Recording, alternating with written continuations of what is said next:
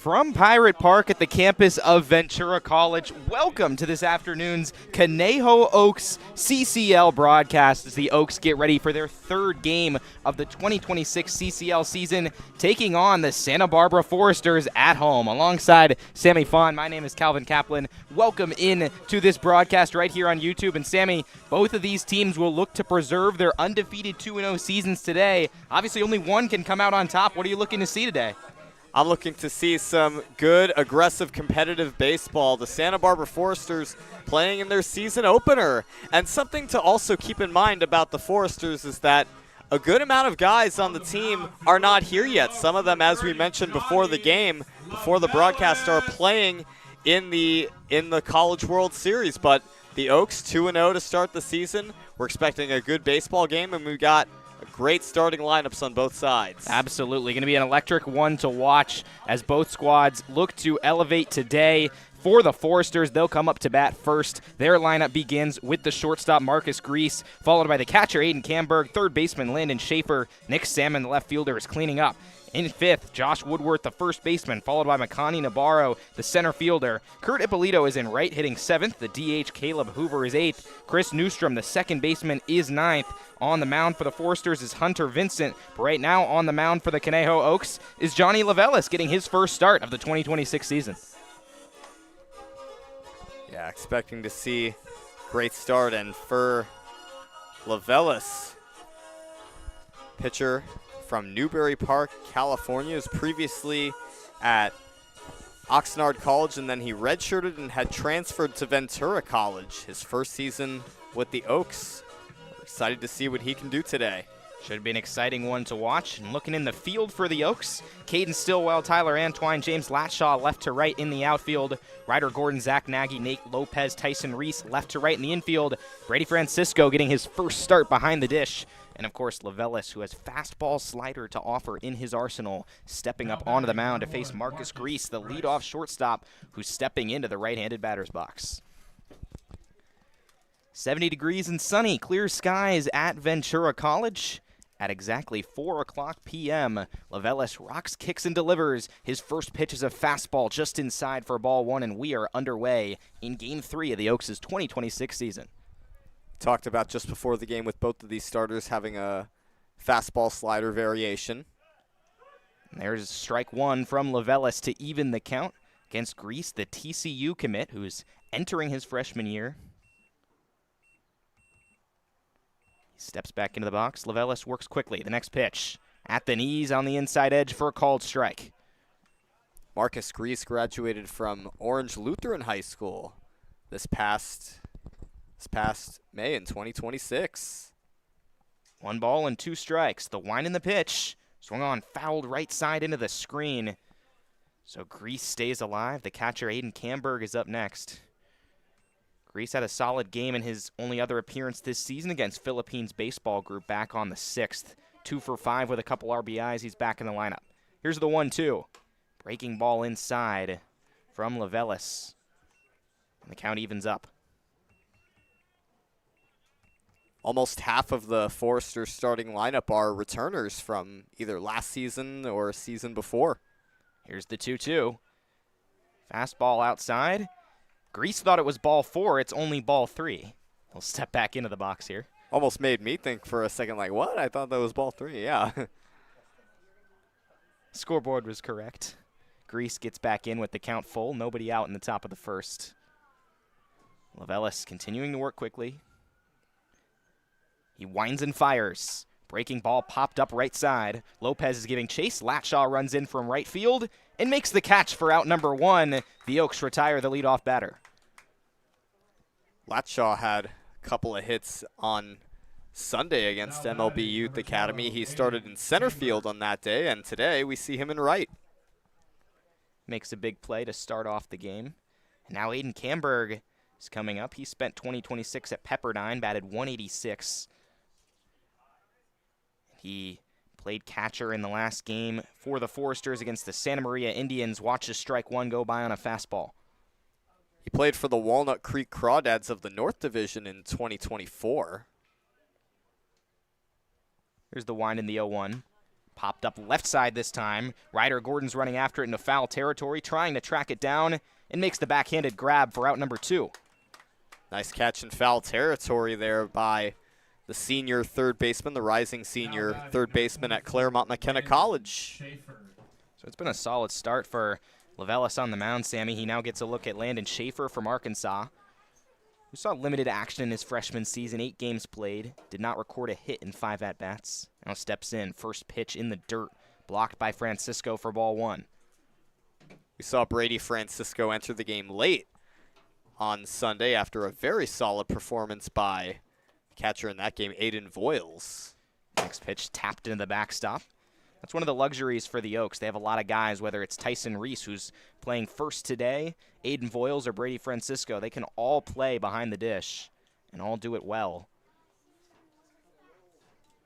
1-1 is the count with 2 outs. Levelis looking for a 1-2-3 inning.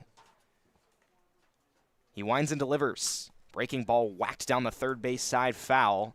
1-2 is the count as Francisco fires back a new ball. Looks like a changeup there from Levelis. Took a great deal of it off, and a nice swing there by Schaefer, a little out in front, but these Foresters we expect them to get some good hacks on the ball today. Schaefer will look to do so with 2 strikes. Here's the pitch. Fastball popped up right side, foul and out of play. Once again, just great weather at Ventura College. The wind not really blowing. When it does, it's usually out to right center field. Still a 1-2 count with 2 outs. Levelis winds and fires. Cold strike 3 on the outside edge. It froze up Schaefer and ends the inning. Johnny Levelis goes 1-2-3 to end the top of the first, finishing it off with a strikeout. We go to the bottom of the inning. The Oaks will head to bat with this one still scoreless.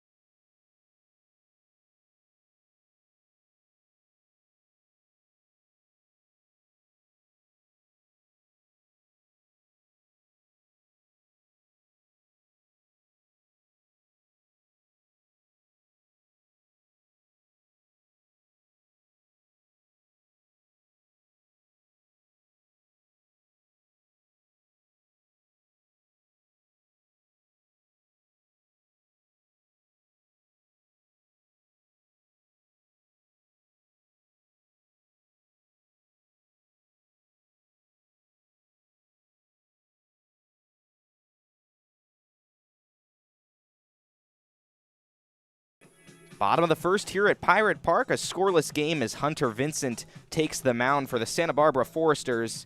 He will face the Oaks lineup that begins with the right fielder James Latshaw, followed by the second baseman Nate Lopez, center fielder Tyler Antwine, first baseman Tyson Reese cleaning up. Ryder Gordon, the third baseman, hits 5th, followed by Caden Stillwell, the left fielder, Brady Francisco, the catcher behind the plate, Luke Medhurst, the DH, hitting 8th, and Zach Nagy, the shortstop, is 9th.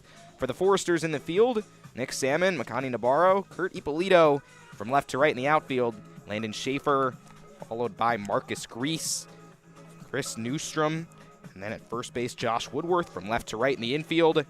Aiden Camberg is catching, and of course, Vincent on the mound after making 10 appearances at Texas A&M this season. He's got a hard fastball that can get up to 94, and will look to bamboozle Oaks hitters this inning. Yeah, I think heat and nasty off-speed, would expect that to be a theme for a lot of these pitchers playing at a very high collegiate level. And you mentioned some of them are not even here yet because they're at the biggest stage of college baseball, the College World Series. But Vincent, coming out of Prosper High School to Texas A&M, a versatile arm on the mound for the Foresters. Latshaw, the righty, steps in first. Vincent pitching from the stretch.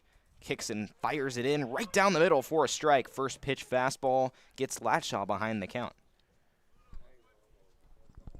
We saw James Latshaw had a Couple good hits at the plate yesterday. Saw him shatter his bat as well. Absolutely. Got a couple singles against the Barons. Watches one at the knees for a strike. Just like that, Hunter Vincent's ahead in the count, 0-2. Latcha also had a pinch hit appearance against the Riptide back on the 6th.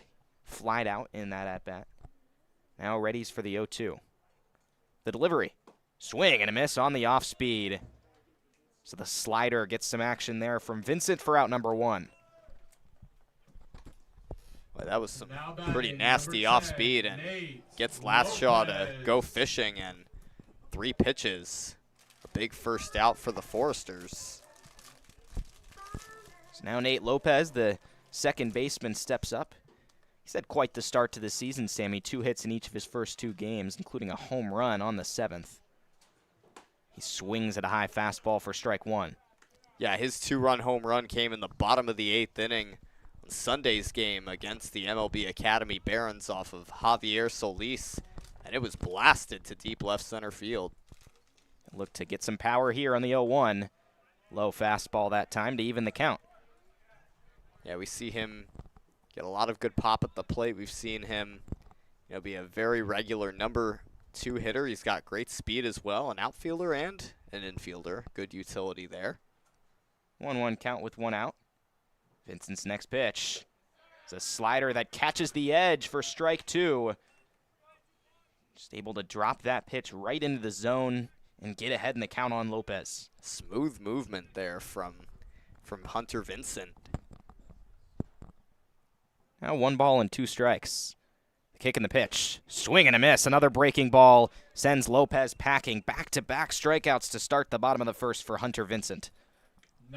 Comfortable start for Vincent, and just the way you want to finish off the first 2 batters, and we'll see if he can strike out the side against the dangerous Tyler Antwine. Dangerous is right. We talked about his home run that he hit in the exhibition against the Coastal Dodgers back on June 4th. Hitting 3rd for that reason. First pitch low. Gets behind the catcher, Camberg. Antwine, though, has not had a hit since. He's had 3 walks. Had 1 pinch hit appearance against the Barons back on the 7th. Went 0 for 3 with a strikeout against the Riptide. There's the wind and the 1-0. Outside and high on a fastball. So Antwine, staying patient, gets ahead. Discipline is something that the Oaks have shown exceptionally well at the plate. Not too selective and knowing when to attack on in. Time is called as Antwine gets to take a breath with Tyson Reese, the first baseman today, waiting on deck. Antwine, a redshirt sophomore from San Joaquin Delta.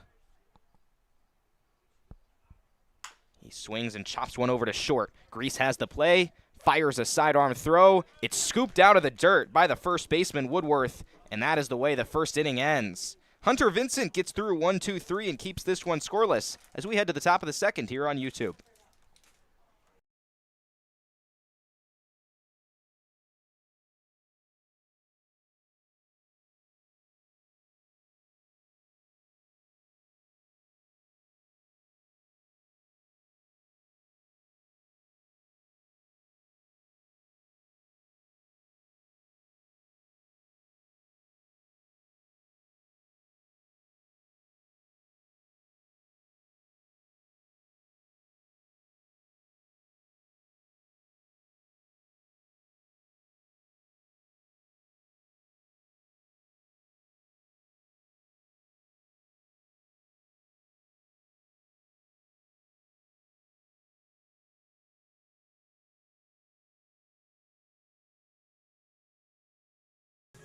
The California Collegiate League's biggest event of the summer is coming to Reno, Nevada on Saturday, July 4th.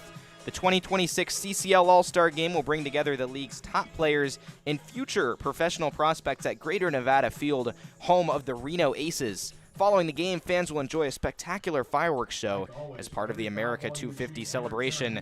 To purchase tickets and learn more, visit calsummerball.com.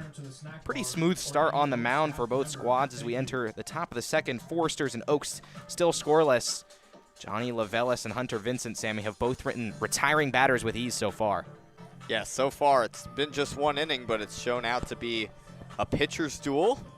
And Nick Salmon will lead things off for the Foresters, but there's a lot to show from both of these squads today.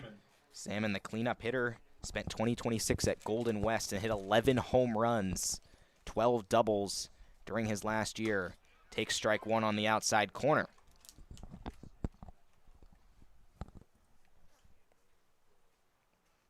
Salmon had a 3-hit day against the Indians.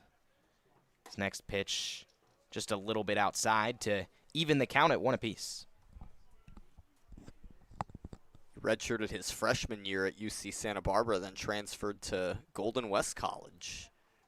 Here's the next pitch to him. Breaking ball too far outside, so Lavelis falls behind 2-1. Also an experienced pitcher, as he did pitch in 2026. Studied communications while at UCSB. He readies for the next off speed, takes it outside. Now 3-1.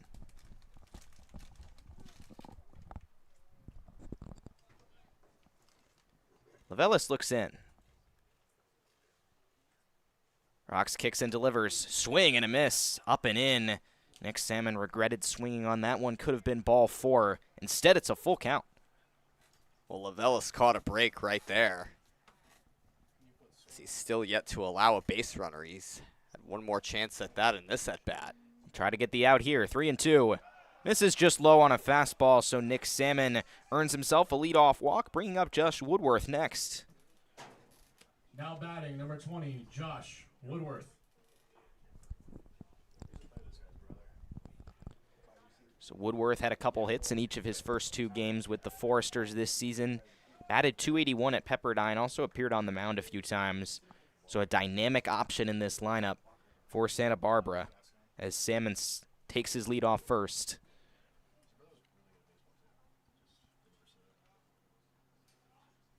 Lavelis fires.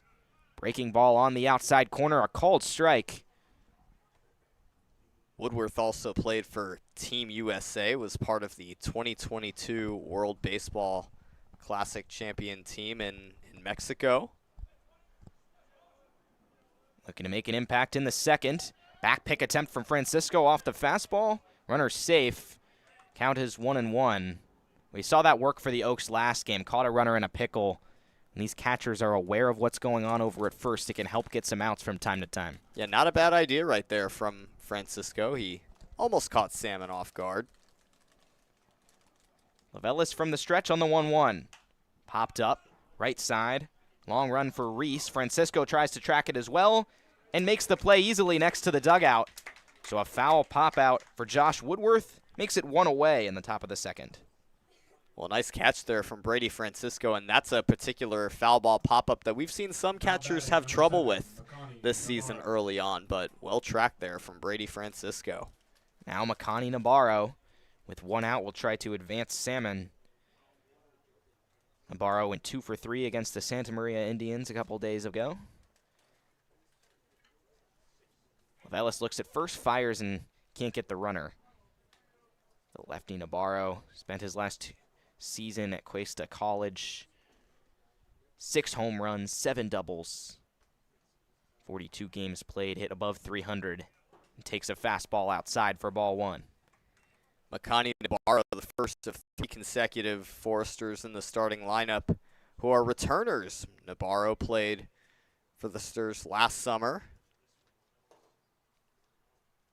Lavelis with the pause and the 1-0. Bunt attempt, pop up left side, over the backstop, 1-1.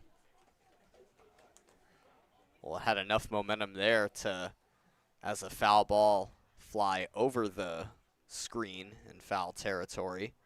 Nabarro just trying to move Salmon over. Lavelis comes set to the belt. Here's the 1-1. Can't quite find the zone. 2 balls and a strike. Both pitchers today, Sammy, have been throwing some heat.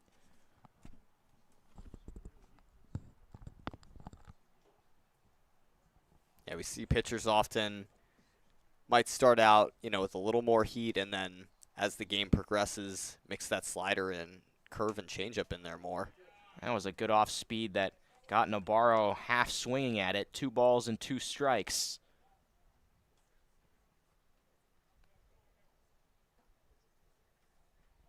So Levelis gets back to even, trying to earn his second strikeout of this afternoon in the top of the second. The 2-2.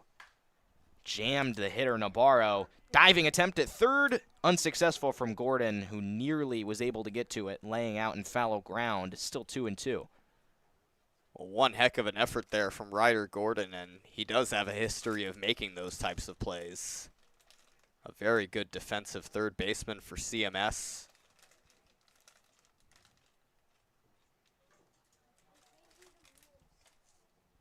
Levelis nods and comes to the belt. 2 balls and 2 strikes. Here's the offering. Swing and a miss upstairs. Second strikeout for Johnny Levelis today. Makani Navarro heads back to the dugout, and Kurt Ippolito, the right fielder, is up next. Textbook pitch sequencing there from Johnny Levelis as he gets Navarro to climb the ladder there. You saw him half swing at a couple pitches, saw him half swing a couple pitches prior to that one. He gets his second strikeout of the day. 2 outs. Here's Kurt Ippolito. Takes an off-speed pitch low. Ippolito is in the transfer portal, had 3 hits in each of his first 2 appearances in CCL play this season. Played really well at Central Christian College of Kansas. Hit over 400 his freshman year and 356 in his sophomore season. Fastball into the zone. Francisco brings it onto the outside edge, 1-1.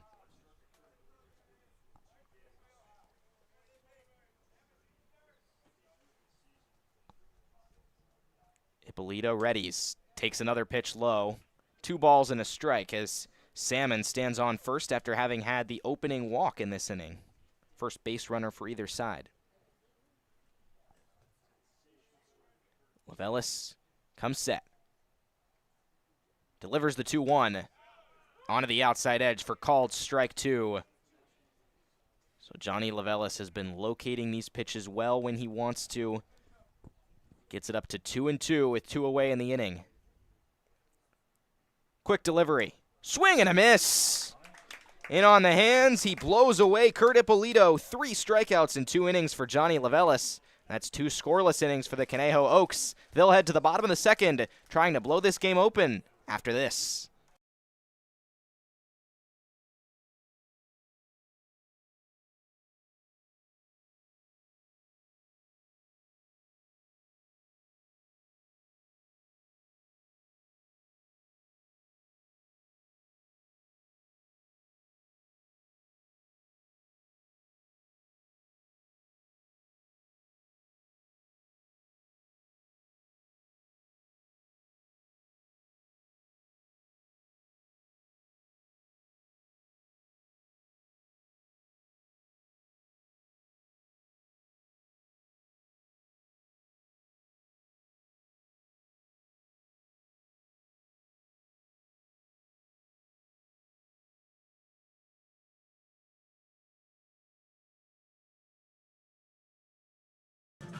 Bottom of the second, Hunter Vincent is out there, unsurprisingly, for a second inning of work.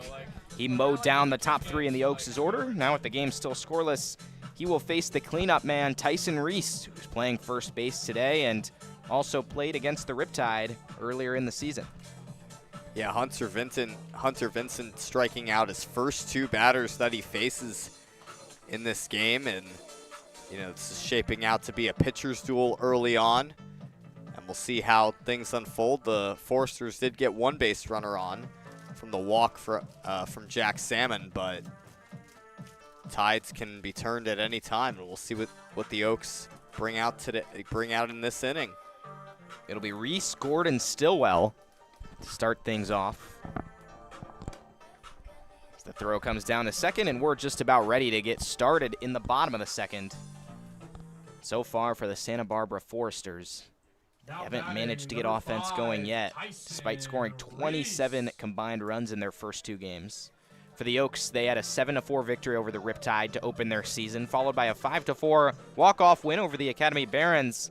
That one went 11 innings before Dylan Jackson hammered a home run to left center on the first at-bat of the bottom of the 11th to get the walk-off win. Vincent high kicking the pitch.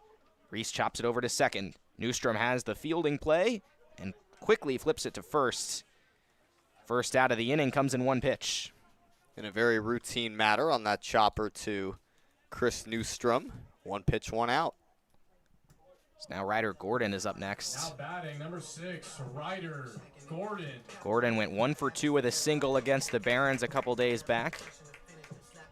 And Sammy, you mentioned his time at CMS. He's also been a great hitter there. Hit .343 his last season.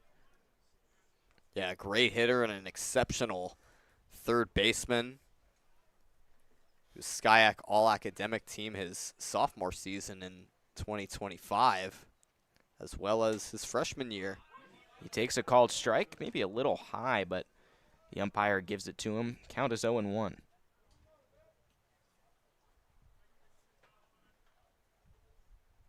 Gordon steps back into the box. Vincent comes to his chest, winds and delivers. Slider in the dirt. Hard-throwing Vincent has been mixing fastball slider today. And Gordon will look to be the first Conejo Oaks player to get a hit. Center fielder Navarro, shading just to the left of the second base bag. A ball and a strike on Ryder Gordon. Next pitch. Swing and a miss on a slider. So again, another Oaks player falling behind in the count as Vincent seeks his third strikeout today. Yeah, that slider, that last one just tied him up a bit. 1 ball, 2 strikes. Chopped over to short. Grease snatches, runs, and throws to Woodworth, who makes the grab for out number 2. Yeah, Gordon had several accolades his junior year. Second team All-Region, third team All-Region, and CSC Academic All-District. Now it's Caden Stillwell, the left fielder. 0 for 2 against the Riptide with a couple walks. And he also played for the Oaks last season in 2025.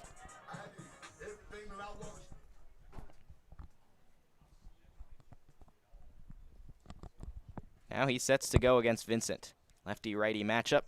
First pitch into the dirt for a ball. So it's been 2 strikeouts and then 3 straight groundouts in order for the Oaks so far, who have not yet managed a base runner. Stillwell will try to change that. Vincent gets ready. The 1-0. High on a fastball. Stillwell previously played here at Ventura College as well as Avila University, where he is. Navarro still a bit left of the second base bag in center. Vincent deals. Blocked by the catcher Camberg, and it deflects to the left. 3 balls and no strikes, the first 3-0 count for a Conejo Oak today.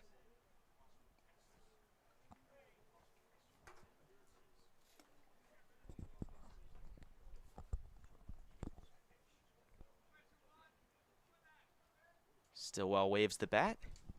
Gets ready. Vincent gets his target and delivers. Fastball high and away. A 4-pitch walk for Caden Stillwell. And the Oaks earn their first base runner of this contest.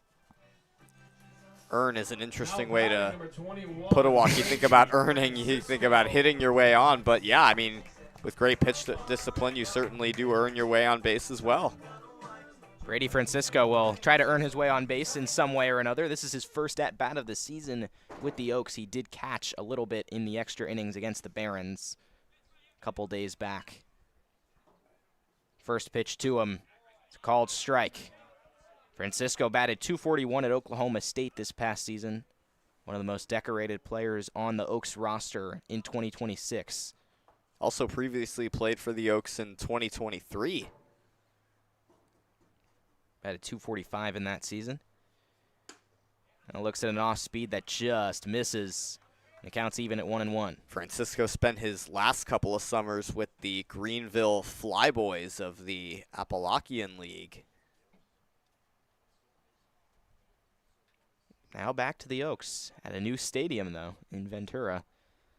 The 1-1. Strike right at the belt. Up in the zone, 1 ball and 2 strikes. Redshirted at Grand Canyon University in 2024. He transferred to Yavapai College in 2025 before Oklahoma State. He gears up for a 1-2. Just inside. That was a devastating off-speed pitch from Vincent, but it didn't quite catch the zone.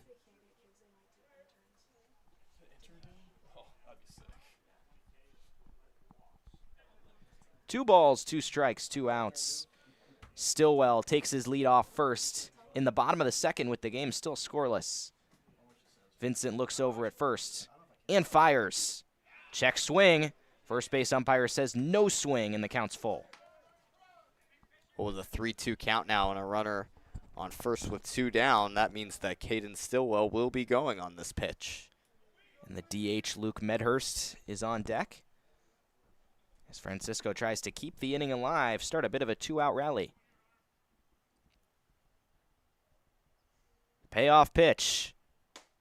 Just inside for a ball. Good plate discipline from Brady Francisco. Puts him on first, and the Oaks have 2 base runners today. What a take there from Francisco. That's a pitch that, Now batting number 35, for all you know, could be called, but it just Medhurst. sails a little too far inside, maybe a couple inches, and Oaks now have 2 runners on both via base on balls. Now Luke Medhurst comes up. The designated hitter. Lefty fouls it into the fence for a strike. We saw him run in Sunday's game. He was the placement runner at second in the bottom of the 10th, and he attempted to score to win the game on a fly ball in foul territory and was gunned down by Nathaniel Williams. The Oaks, of course, eventually would win the game on a walk-off 2-run bomb from Dylan Jackson in the 11th. It certainly kept it going a bit longer as the fastball went high. And we talked about it before the game, but that means Medhurst, if you count the exhibition, has done pretty much everything. He's batted, he's pitched, he's been a placement runner, he's now a DH, and he's played in the field. 1-1, high and in, nearly hit him. 2 balls and a strike. And the Oaks are, 3 games into the season already, 4 if you count the Coastal Dodgers non-league game. Here's a meeting at the mound. As Hunter Vincent has lost a bit of his command. Of course, the Foresters, led by an exceptional coaching staff, Bill Pintard, the coach that comes to mind when anybody thinks of summer ball, 1,159 victories. No other active summer ball head coach has 800, let alone anywhere close to where Bill Pintard is in his 32nd season with the Foresters. He's won many NBC World Series titles, his last one being in 2022. 2-1 pitch. Called strike 2 to Medhurst as Vincent tries to reset. Yeah, Pintard, one of the longest tenured head coaches in all of college baseball. 2-2 incoming from Vincent. Here's the pitch. Swing and a miss on a fastball. Just too much from Hunter Vincent, who now has 3 strikeouts today. At the end of the second, the Oaks strand 2 runners, and this game still scoreless. Coming back for the top of the third after this.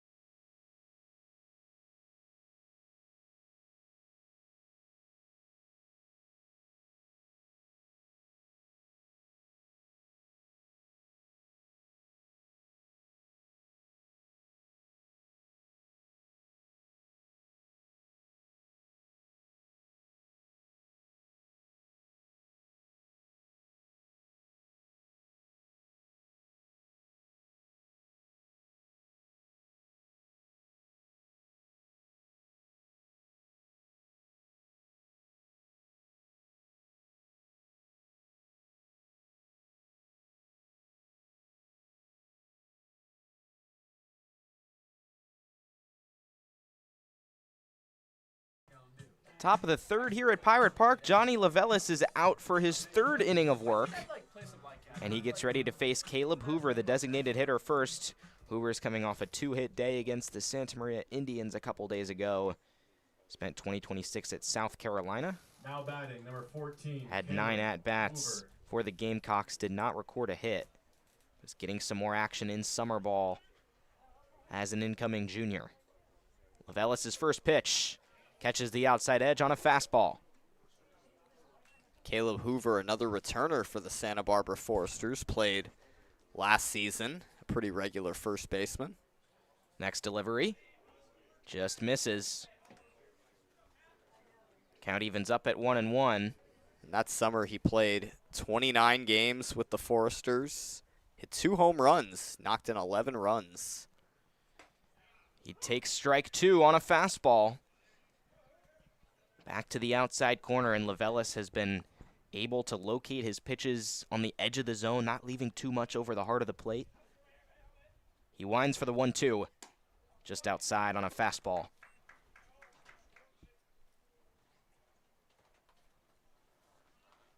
Two balls and 2 strikes. With Chris Newstrom, the second baseman, on deck. Lavelis throws. Breaking ball tipped into the dirt. Francisco blocked it with his pads. And Hoover stays alive. Yeah, Hoover fortunate to get a piece of it there. Would have been Lavelis' 4th strikeout today. He goes. Up and in. Count full for him.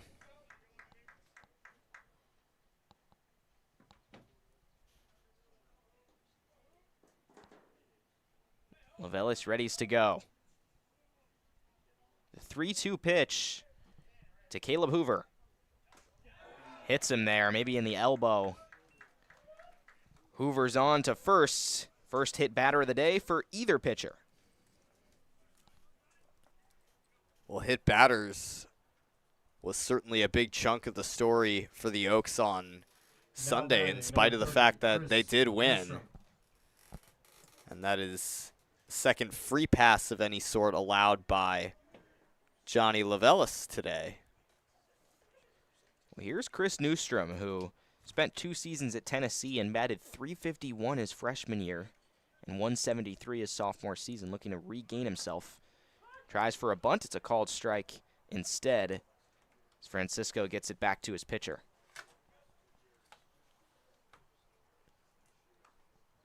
Newstrom, though, still plenty of experience in SEC action. Trying to make it count with the Foresters. Has not appeared in a game yet this season. Next pitch. Just inside for a ball. Getting the start today against a very talented Oak squad. Giving him a chance to show them what he is made of. Lavelis goes. Swinging a broken bat pop-up. Into right center. It falls just beyond the outstretched mid of Lopez. Throw comes into second. Hoover slides in safe. And that bat went flying over the fence to the left. It was a long launch. But Newstrom reaches base with a single. And Lopez really had a lot of work to track that ball. He was a little bit short of it. It just was a little tall for him. And he got the ball quickly and almost looked like may have had a shot at Hoover at second, but everybody's safe, 2 on with nobody out. So Marcus Grease steps up as the Foresters have their best chance yet today to open the game scoring. Lavelis fires. Bunt attempt popped up. Lavelis runs after it. 1 hop, 2 hops. It goes into foul territory where he touches it there. Smart play by Lavelis to let it go. Yeah, if he picks that up in fair territory, at the very least, you've got runners at second and third. So an Oaks bounce there. Count is 0-1 as Grease flied out his first time up. And now comes back to the plate. Clear blue skies today. Don't think you could spot a cloud if you tried. Around 70 degrees. Lavelis looks back at second, trying to work out of a jam. The 0-1. Bunt attempt again. Well laid down, but it's ruled fair. Indeed, it looked like it might have almost bounced foul, but the first bounce was barely fair. Allows Grease to get an infield single. Oh, that was a beauty from Marcus Grease, and I think something about that first bounce may have thrown the Oaks defense off a little bit. You see Lavellis get a late break on that ball, and it just kept rolling right down the line, and Gordon knew that he had no play on it, and now all of a sudden, Foresters have the bases loaded and nobody out. Their biggest chance to score yet. A bloop single and a bunt single. Now the bases are loaded with nobody out for Aiden Camberg. Lavellis' first pitch. It's an off-speed that catches the zone for a strike.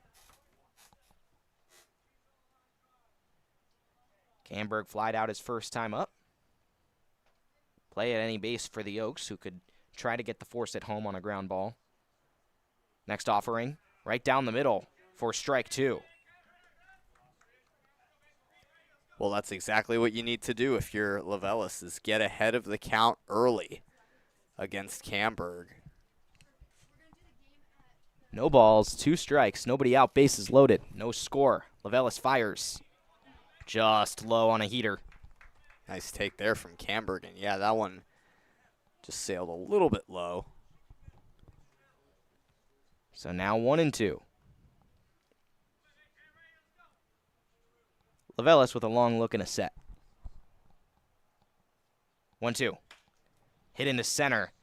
Antwine runs in for it. It's actually going to be caught by the shortstop, Nagy, who makes the pop-up play and prevents anyone from scoring as it was not deep enough. He's also ruled an infield fly by the second base umpire. So at least the 1 out guaranteed. So that is crucial for the Oaks. Still work to do with Landon Schaefer stepping in. But now the double play could end the inning.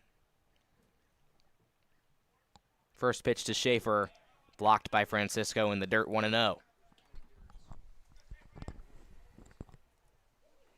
Schaefer, a strikeout victim, his first time up, went down looking. Count is 1-0 against him. Here's the set and the pitch. Outside, another fastball.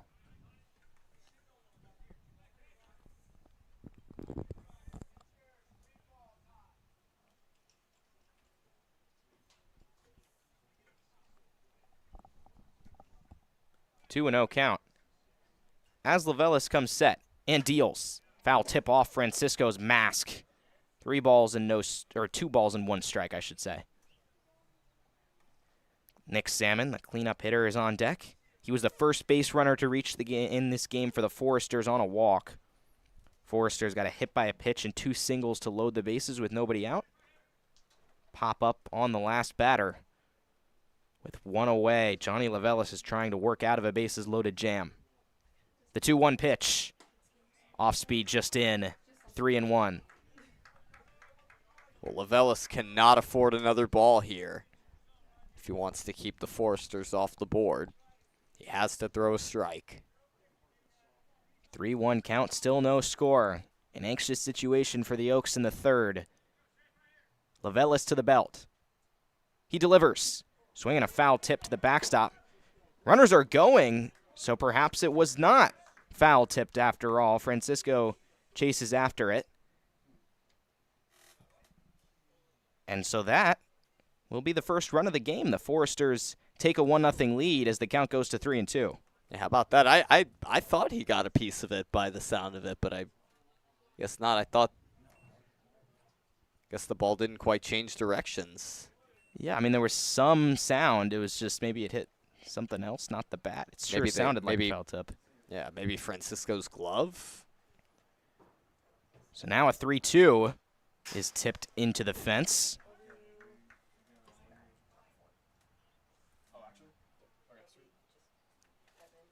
Now 1-0 Foresters, and the double play opportunity is not in play anymore.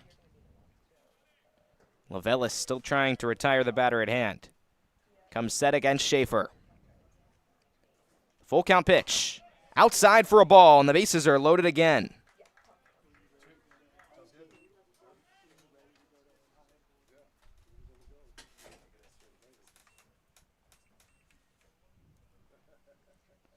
So now it's Nick Salmon, who's up for the second time today, batted back in the second. Salmon. As mentioned, hit .318 at Golden West over this past season. Has a big chance with the Foresters already in the lead by 1. Levelis readies. First offering. Popped up high, left side, foul, and over the fence. Well, the Foresters on the board here, and that wild pitch or pass ball, you could say took the RBI out of the walk, or stopped it from being a bases loaded walk, but 1-0 Foresters nonetheless. Levelis is 0-1. Just upstairs. Count evens back up, and for Levelis, not much has changed. The location's still been there on most pitches. It's just been a few narrow misses that have swung the tide, as well as soft contact singles. The 1-1 offering. Swung on, hammered to left, and foul. Now 1-2, a big chance to retire Nick Salmon and get the second out of the inning.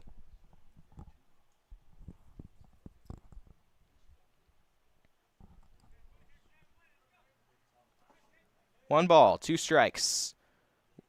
One away in the top of the third with the Foresters leading 1-0. The pitch, smacked to first.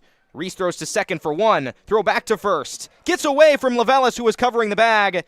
That allows 2 Foresters runs to score. And although the second out of the inning was achieved, the Foresters now have a big chance to keep it going, up 3-0. What a huge break for the Foresters there. A huge difference from it being a double play. Instead, Foresters get not 1, but 2 runs on the same play. So Woodworth with a runner on first will try to keep the rally going. The Foresters have broken this game open now in the third. This is the Oaks' largest deficit of the season. Woodworth popped out his first time up, and it was the right idea. I mean, with Reese throwing over to second, Levelis went over to cover the bag, but didn't get a great throw and just couldn't pick it out of the dirt. Yeah, he may have been a tad off balance, too. Just one too many things went wrong with that play. First pitch to Woodworth is low.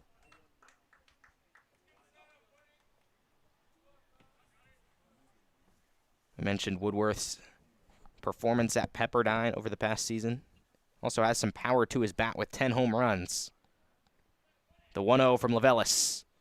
Swung on and missed. He was way out in front of it. Back to even.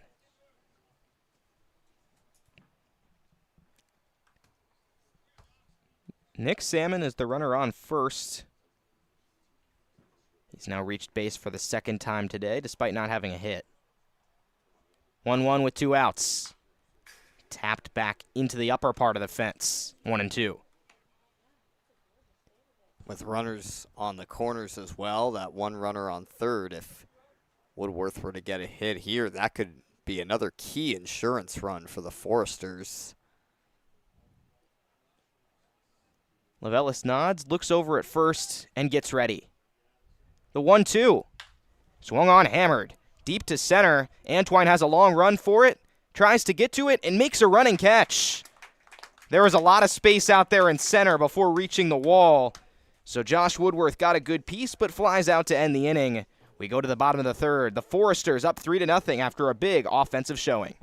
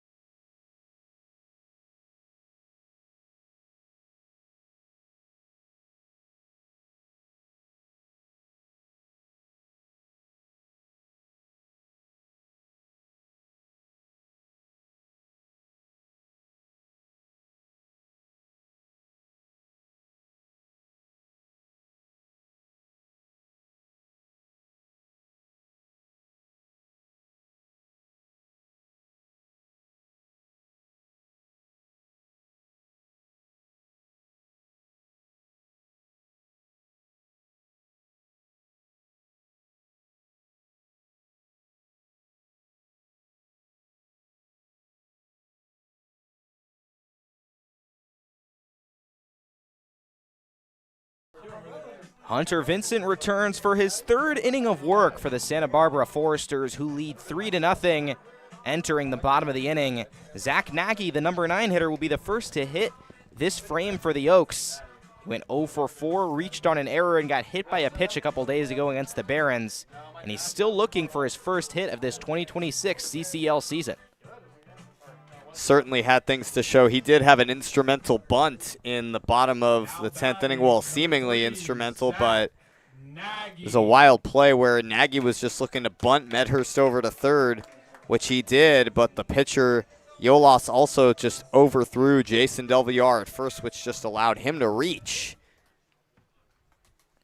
It was a chaotic game back on the 7th. The Oaks did not lead until the Dylan Jackson walk-off home run to give them the 5-4 victory. Vincent's first pitch is a fastball in.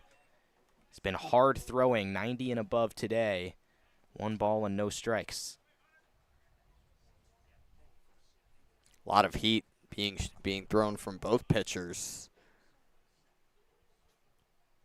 Vincent's next delivery, tipped into the screen. 1 ball and 1 strike against Nagy. Had a couple walks allowed in the second inning, but Vincent has not allowed a hit to this point. He gets ready with the count at 1-1. The wind in the pitch on the outside edge on a heater for strike 2.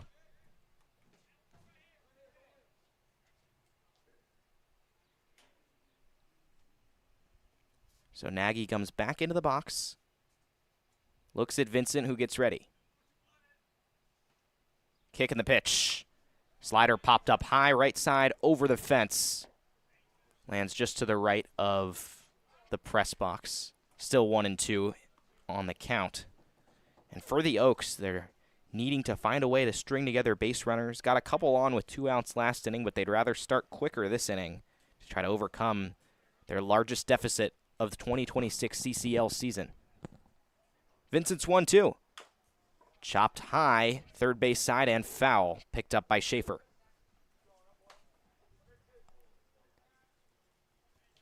We have seen the Oaks historically overcome some major deficits in years past, and no reason to think this year would be much different in that regard. Very strong team, a lot of great ball players. Vincent shakes off the sign and comes to his chest. Here's the 1-2. Chopped up the middle. Shortstop side. Grease can't make the play. He thought he had it. He was fist pumping at air, and now coming to second. Nagy dives in and gets there safely. So Zach Nagy gets not 1 but 2 bases on the error from Grease. He stands in scoring position with nobody out. Boy, what a gamble from Zach Nagy. Making the Foresters pay twofold for the error. And you see the shortstop, Marcus Grease, come in on it, and I knew he was in trouble from the moment he tried to pick it the way he did and do that last-minute scoop.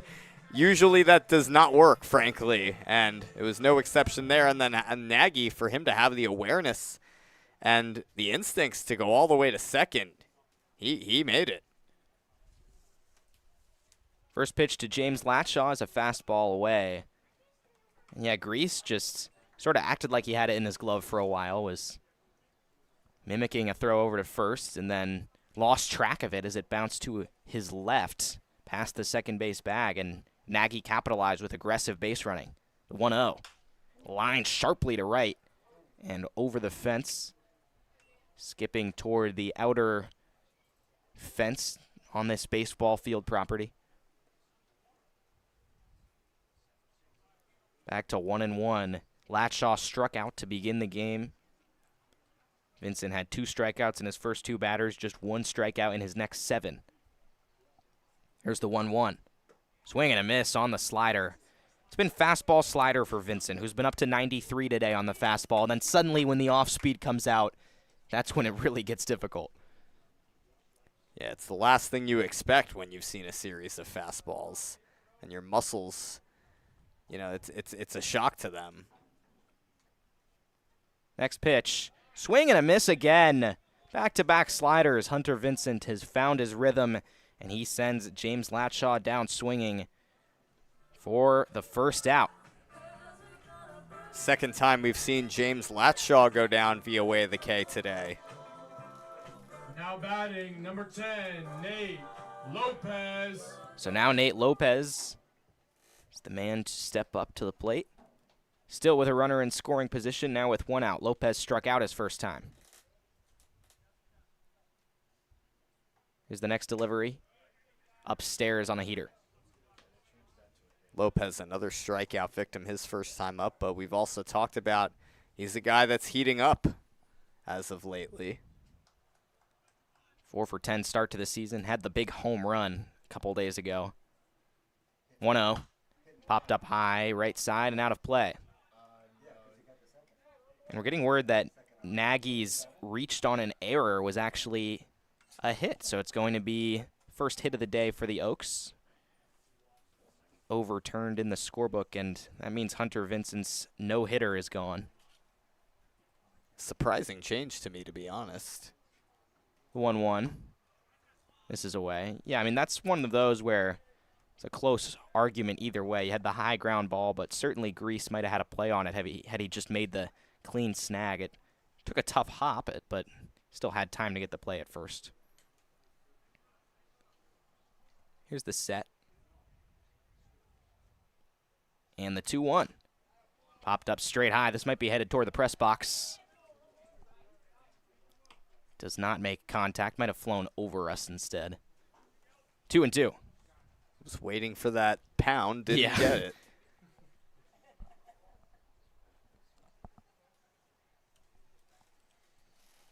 Two balls and two strikes with one away in the bottom of the third. Delivery smoked to center. Navarro runs for it. He tries to make the play. This is deep enough for a tag. Nagy rumbles over to third and stops there. So it's still a productive out from Lopez as Nagy gets over to third base. It's up to Tyler Antwine. Number 38, Tyler Antwine. And Antwine's certainly a reliable two-out hitter as Lopez got that ball deep enough for Nagy to go to third, and this is Antwine's chance to really make the Foresters pay for that error. For that base runner, really, I should say. Here's Antwine, who grounded out his first time at the dish.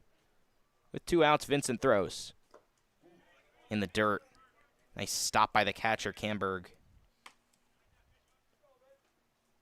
So the Oaks allowed 3 runs in the top of the inning. This is their best chance so far to score one in response. Vincent looks in on Antwine. And the 1-0. Waved at and missed for a strike on another heater. And again, it's just been fastball slider for Vincent. You got the hard fastball that Oaks hitters have been chasing. You got the slider with sharp movement that works inside on these righties. Now Vincent steps off.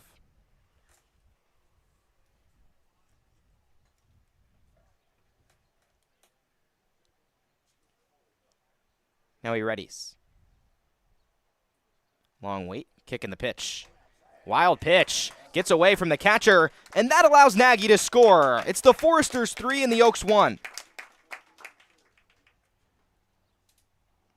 Ultimately, a couple mistakes that the Foresters pay for this inning. A tough hop that kind of ate up Grease, and the wild pitch, and Oaks are on the board here in the bottom of the third.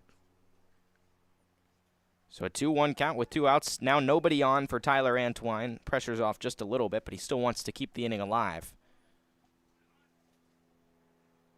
Vincent's ready. The delivery. Fastball, strike 2. Nagy shakes his head, or excuse me, Antwine shakes his head.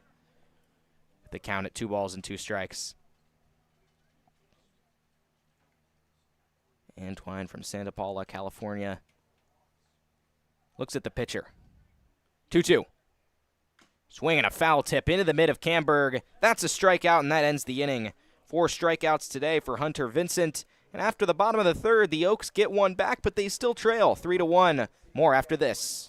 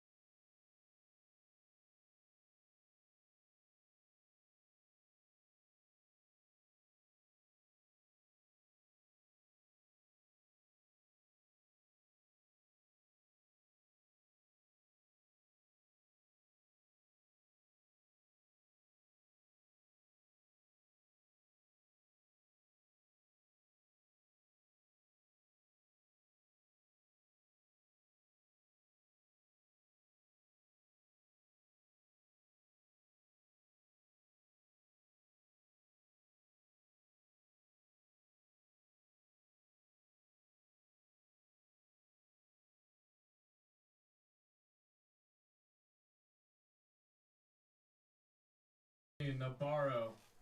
Back for the top of the fourth, the Foresters lead 3-1, and Kyle Zahn is the man on the mound for the Oaks. Pitched 2 innings in the exhibition, did not allow a run, allowed a couple hits, but had 3 strikeouts. His first delivery is popped into the fence by Makani Navarro, who struck out back in the second. Foresters scored 3 runs in the last inning, and they had a number of breaks go their way, including that bunt, the wild pitch, the wild throw to first that led to 2 runs on that fielder's choice. Now a foul ball goes out of play, nothing in 2.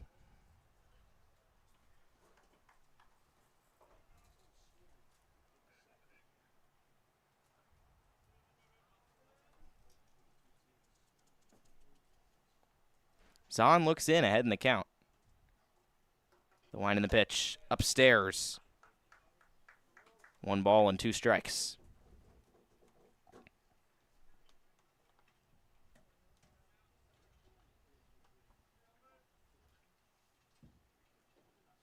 Long wait. High kick and another delivery skips in the dirt. So from 0-2 to 2-2, Navarro has worked his way back toward even in this count. Yeah, we've seen the Foresters do a good job of making the Oaks pitchers work as well. 2 balls, 2 strikes. The wind in the pitch. Hammered right up the middle. Base hit from Navarro. So Kyle Zahn allows a leadoff single. Navarro is on first, and Kurt Ippolito is up next. Solid piece of hitting there by Makani Navarro. Able to kind of tomahawk that one. The pitch was high, and he got the barrel up there and shot it right back up the middle. So now Ippolito, who struck out his first time up, will try to redeem himself against Zahn, who comes to the belt. First delivery. Fastball. Throw over to first. Tag is down. Runner safe. Brady Francisco's got a lightning-quick snap throw.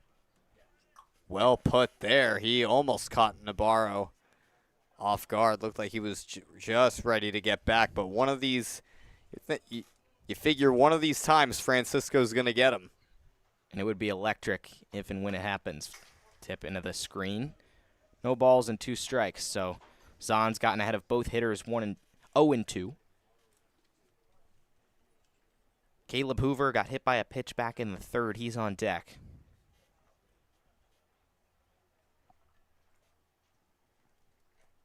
Now the set from Zahn.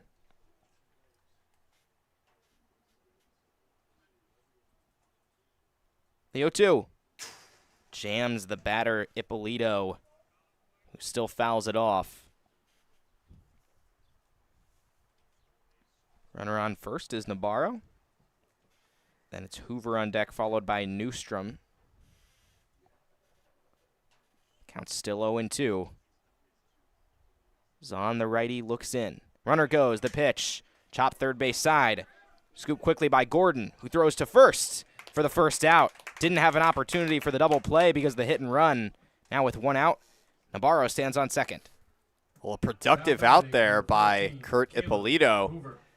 Is able to move the speedy Navarro up to second. And talked about earlier, these Foresters, we expect them to make these Oaks pitchers work and to get their fair share of hacks and foul off some pitches. Ippolito worked a good long at bat, and it ended productively. Now the next batter, Caleb Hoover, steps into the lefty batter's box.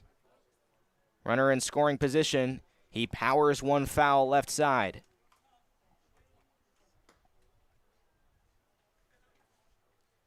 Foresters' offense has started to awaken. This is a team that's formidable year in and year out.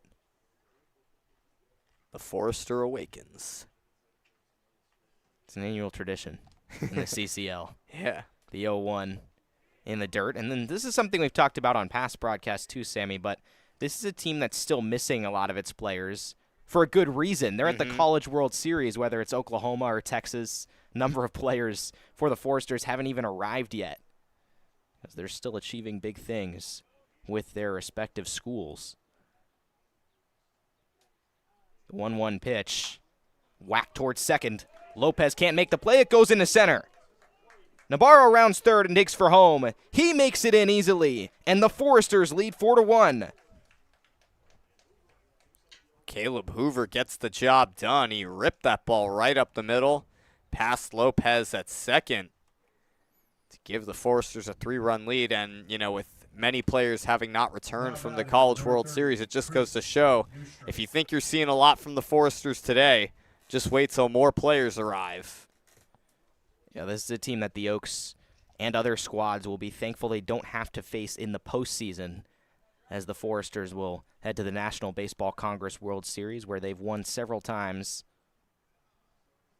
Not since 2022, though. First pitch, swing and a miss. Violent hack from Newstrom doesn't go his way. He did single his first time up. He's trying to do some more damage here with a runner on first.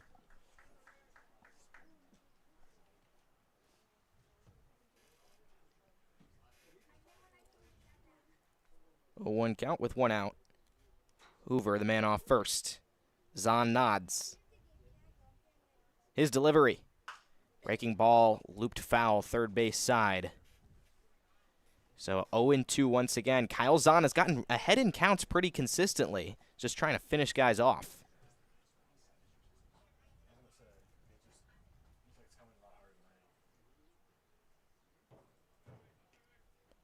No balls, 2 strikes, runner on first.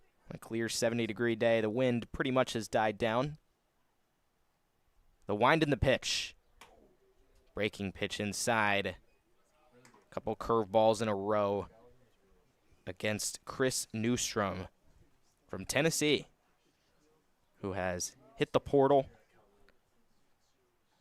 Of course, had that great .351 freshman season, batted .173 this past year. Awaits the 1-2.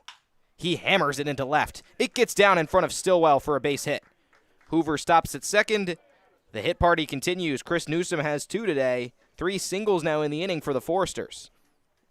Foresters chipping away at the Oaks. They already have a 3-run lead, and Now batting, number 1. they definitely want all the runs that they can get. 2 very strong baseball teams going at it today. If you're either team, you never want to stop scoring because you never know when the other team's hit party is going to awaken. For the Foresters, it has arrived, and Marcus Grease comes up for the 3rd time today. He's 1 for 2.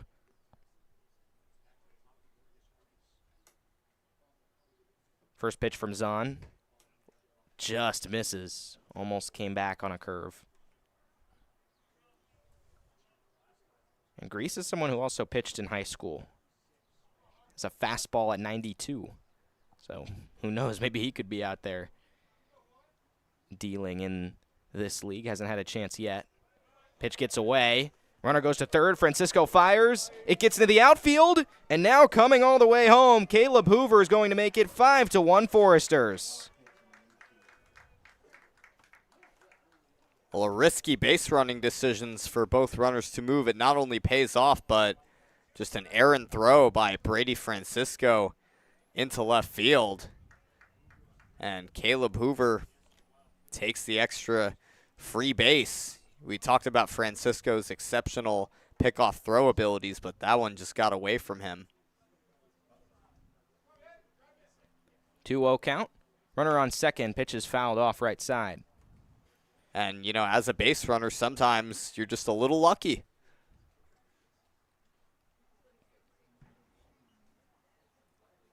Sometimes that's all it takes. The Oaks will have to try to limit mistakes in situations like these. Already now down 4 runs. They've already made their fair share of them. Zahn's 2-1, runner goes. Pitches a strike. Francisco, quick throw to third. Runner's gone. Brady Francisco, with lightning quick instincts, is able to get the second out despite the runner, Newstrom, getting a huge jump. He did, and I was just getting ready to say, I think for Newstrom right there, that was kind of like a why not steal attempt. They've already gotten their fair share of bonus runs, and perfect throw from Brady Francisco to get a big second out. Zahn's 2-2. Misses low. And this is what we've talked about. The Oaks have a lot of good catchers, and Brady Francisco is out there for a reason. Just making a great play. Can't test these guys. That's what they're proving early in the season. The full count pitch from Zahn. Swinging a chopper over to second. Lopez makes the scoop, sidearms it to first, and Reese makes the catch to end the inning. So the Foresters tack on 2 more runs, but that's where the offense stops. We go to the bottom of the 4th with the Oaks trailing 5-1.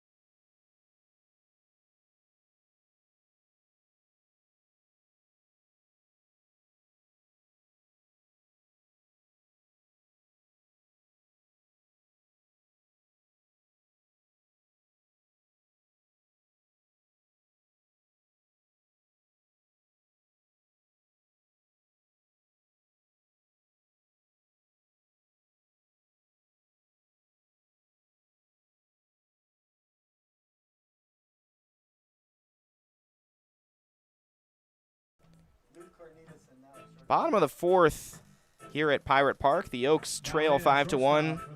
Luke Cornelison is out there at short.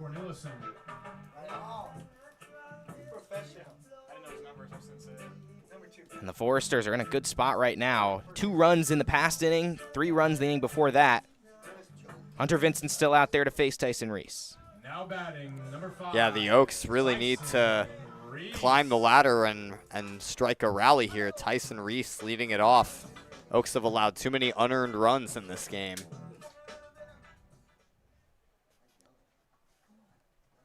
So now Reese, who grounded up in the 2nd inning, steps to the plate. First pitch from Vincent. It's a called strike on the inside corner, 0-1. Nice corner on the inside part there from Hunter Vincent. Tied up Reese there. And he gets a lot of velocity on the fastball. We've talked about the slider mix as well. 0-1 high on another heater. It's Reese, Gordon, Stillwell in the middle of the order, just how the 2nd inning began. And Hunter Vincent's just been really good, only allowed 1 hit today.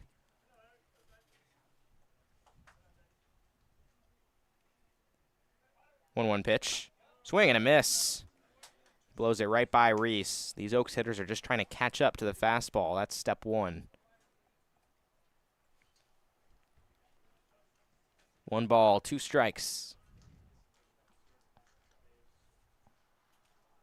The lefty Reese faces the lefty Vincent. Here's the pitch. Swing and a miss on the slider.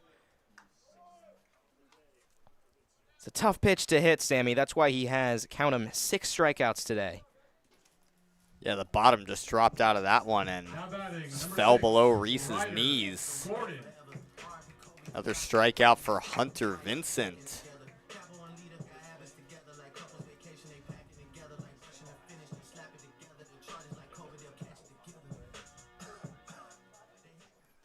So now stepping up, Ryder Gordon,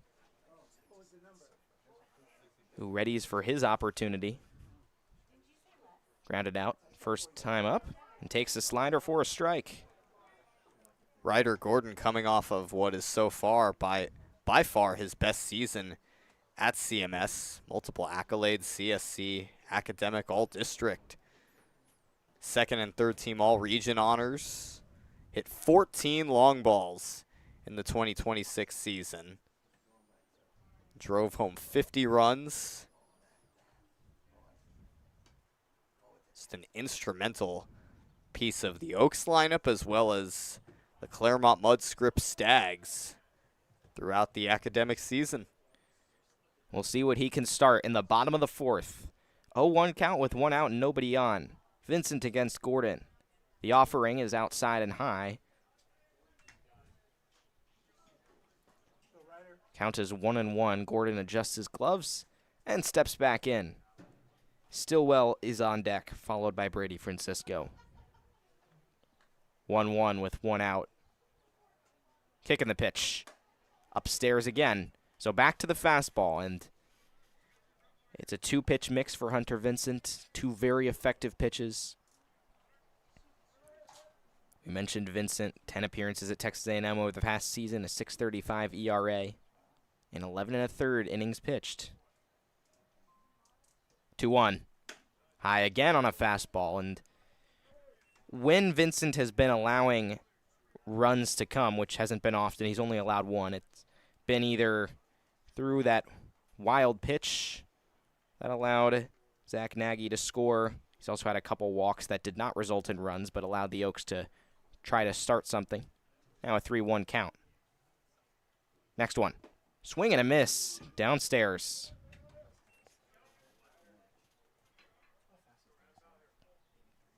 It's 83 miles an hour on that slider. Now 3-2.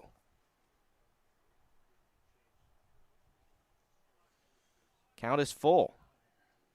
1 away in the inning. Ryder Gordon trying not to go down. Full count. Goes up the middle to Newstrom, who makes the running play and picks it up easy for the second out of the inning. Pretty beautiful play there from Chris Newstrom going to his right. The way he scooped it up and made a bit of a half leap of a throw. Now Caden Stillwell with 2 outs and nobody on will try to keep the inning alive in a 5-1 game. The Oaks don't want to fall behind further. They also want to try to cut this deficit here if they can. Stillwell walked back in the second. Vincent winds and deals. Slider low.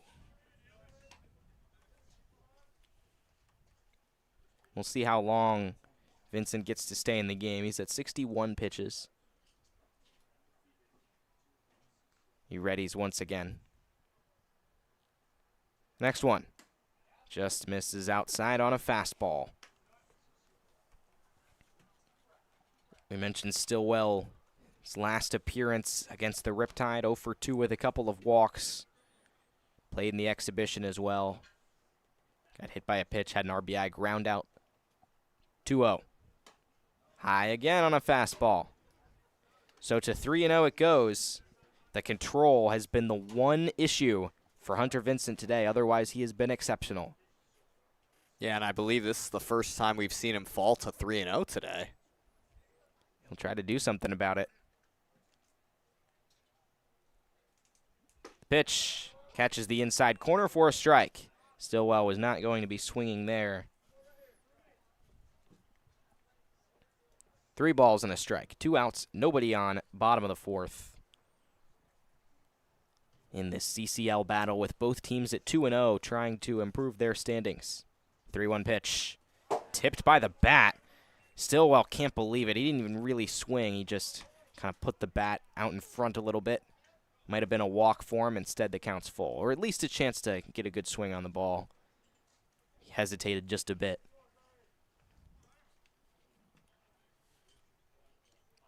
Three balls, 2 strikes with 2 outs. Hunter Vincent looking for strikeout number 7. Here's the pitch.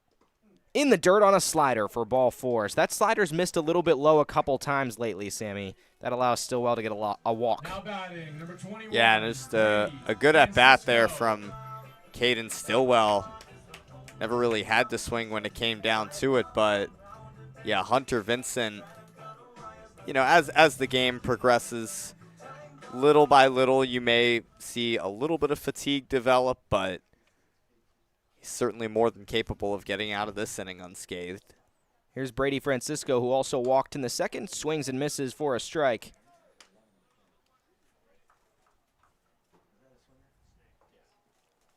We mentioned Francisco's 241 average this past year with Oklahoma State.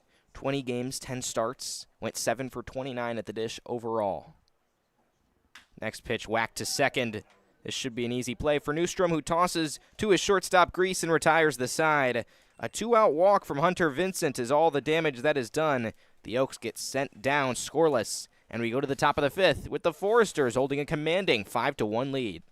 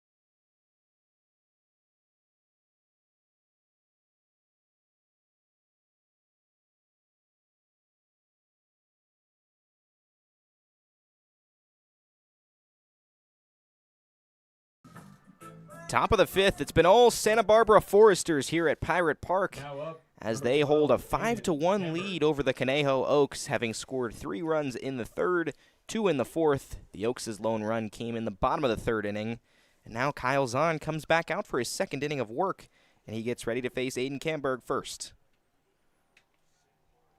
First pitch to him, just high for a ball. Kamberg is up for the 3rd time today. He fouled out, or flied out in the 1st, popped out in the 3rd.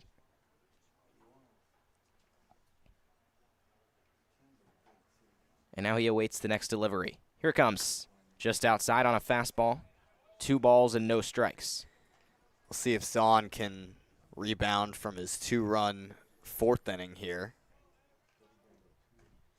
He allowed 3 hits in that one.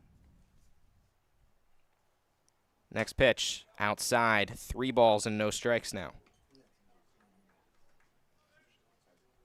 So Zahn can't afford to issue a leadoff walk here. He comes to the belt against Kamberg. Winding the 3-0. Low for a ball. 4-pitch walk to start the inning. Well, certainly not ideal of a way to start off an inning if you're chasing 4 runs, and walks are bigger wounds than people may think when it comes to holding teams at bay and limiting their runs. Landon Schaefer from Arkansas steps in. First pitch, swing and a miss. He waved at a fastball. Kyle Zahn's fastball has looked good today. Just needs to be located well. That time got it up just above the zone and got a strike.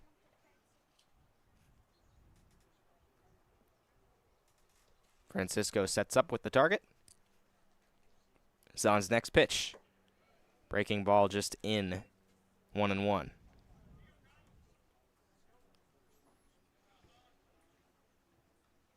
Zahn out there for his 2nd inning of work.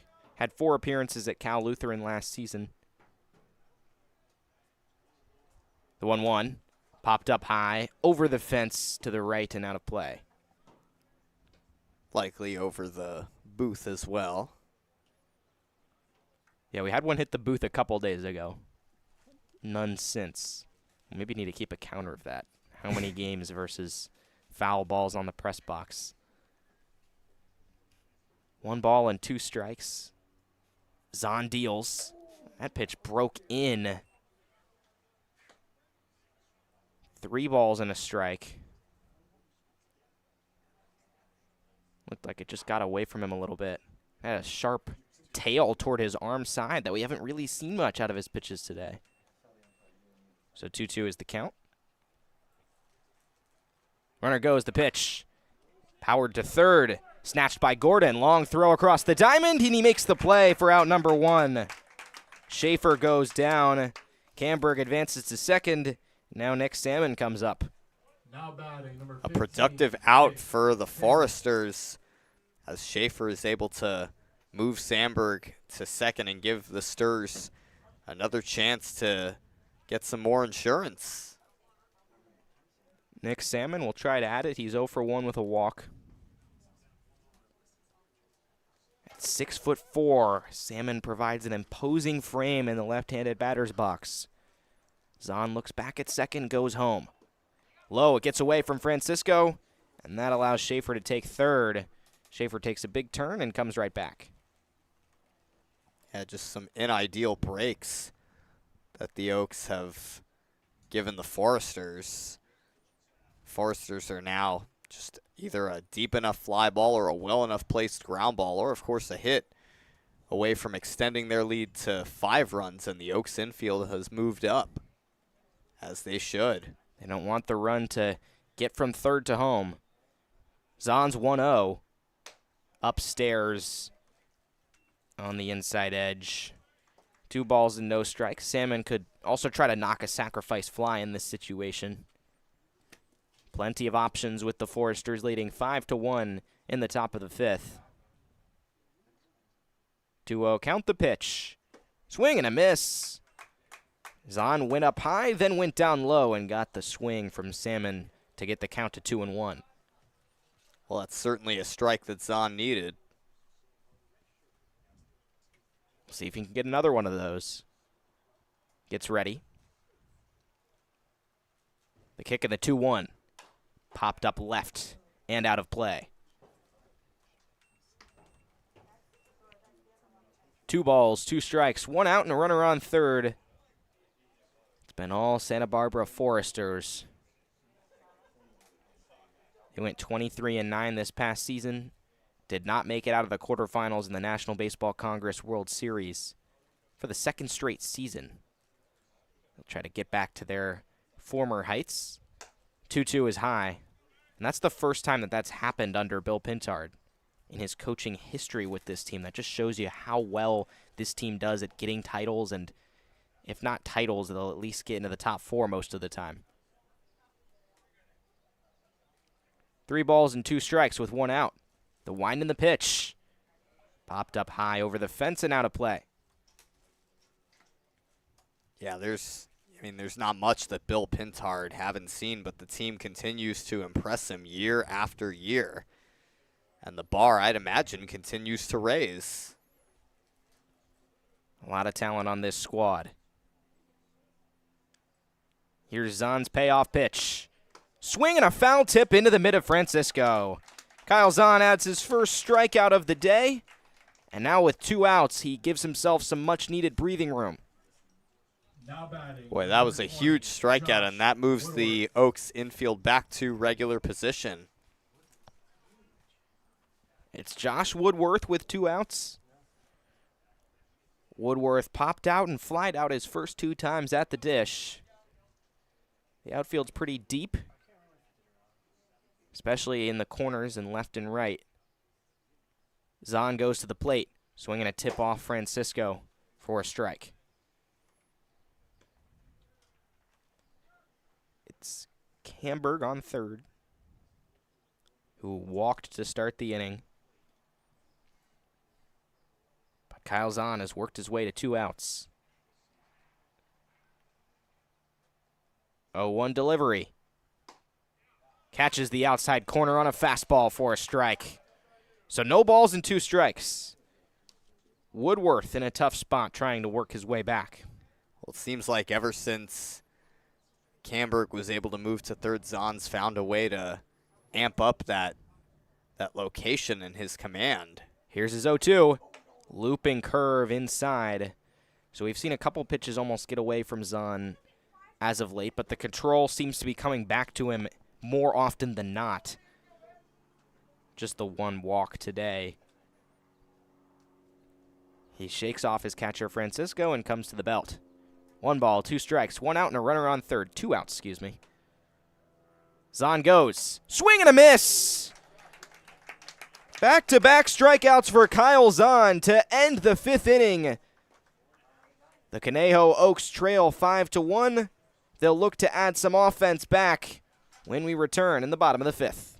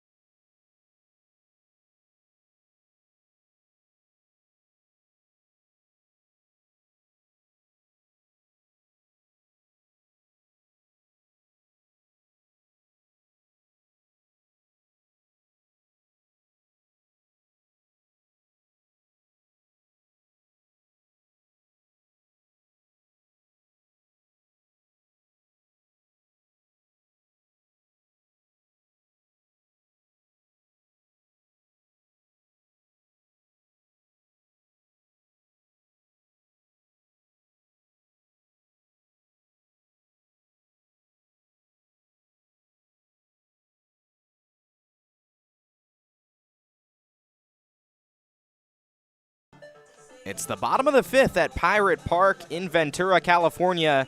The Conejo Oaks are coming back to the plate, trailing 5-1 against the Santa Barbara Foresters. And the Foresters have made a pitching substitution. Hunter Vincent's day is done. After 4 innings pitched, he had 1 hit allowed, 1 run allowed, 3 walks, but 6 strikeouts. And now in his place, from Louisiana Tech, Joey Wittig takes the hill.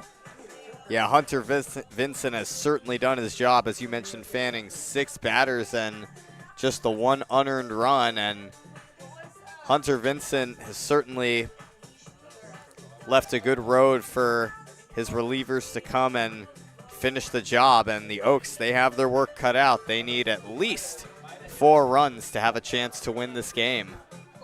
It'll be Luke Medhurst, Zach Nagy, and James Latshaw trying to start that rally in the bottom of the inning. Wittig is finishing his warm-up pitches. He had 12 appearances at Louisiana Tech over this past season, a 5.17 ERA, 4 walks, 10 strikeouts, so the command's usually pretty good. Now batting, number 35, Luke Medhurst. And it's Luke Medhurst who struck out his first time up, stepping into the lefty batter's box. The Oaks' lone run came back in the 3rd inning. They're looking to add more here in the 5th. The Santa Barbara Foresters scored 3 in the 3rd, and then 2 in the 4th. The Oaks, they have been eluded of a rally today, something they're definitely in need of. Wittig stares in at Medhurst and comes set. Here's the first pitch of the inning. Whacked left side, base hit. Luke Medhurst is keeping it simple with the approach, sends it the other way, and gets on first. The Oaks are taking advantage of the new pitcher, just 1 pitch into his outing. How about that for striking a spark on the first pitch of the inning? Medhurst, just a beautiful piece of hitting, able to shoot it right through the left side. Now it's Zach Nagy, who got a hit back in the 2nd and reached 2nd because the ball was kicked around a little bit by Marcus Grease and he lost track of it in the infield. First delivery is a strike. And Wittig's arm angle, more of a sidearm delivery, going to pose a different threat for these batters. But Medhurst's leadoff hit helps things for the Oaks, who are down by 4, trying to climb back into the game. 0-1 count against Nagy. The next pitch from Wittig. Chopped weakly to 3rd. Snatched by Schaefer, who throws to 2nd for 1. First, not in time. Fielder's choice for the Foresters. A high chopper hit there by Nagy, and even if Hoover does make that catch, Nagy beat that throw anyway. So Foresters did literally all they could Now there. batting, number 18, James Latshaw.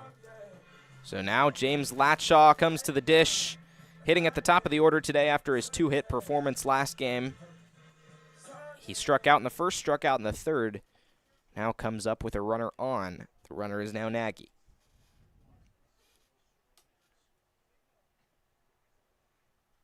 Wittig's first pitch. Catches the outside edge on a fastball. Yeah, Wittig with a neat location spot there right on the corner. And Latshaw, a guy who has been fanned twice today by Hunter Vincent, looks to end that streak. We mentioned Vincent's 6 strikeouts today. Wittig still looking for his first. The pitch, swing and a miss. First strike, 2.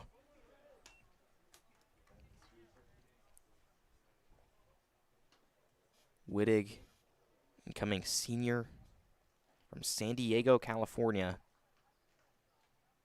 brings it to the belt. His 0-2, runner goes. Swung on and missed. Throw to second is solid, but a little bit late. It gets into the outfield, and Nagy heads for third.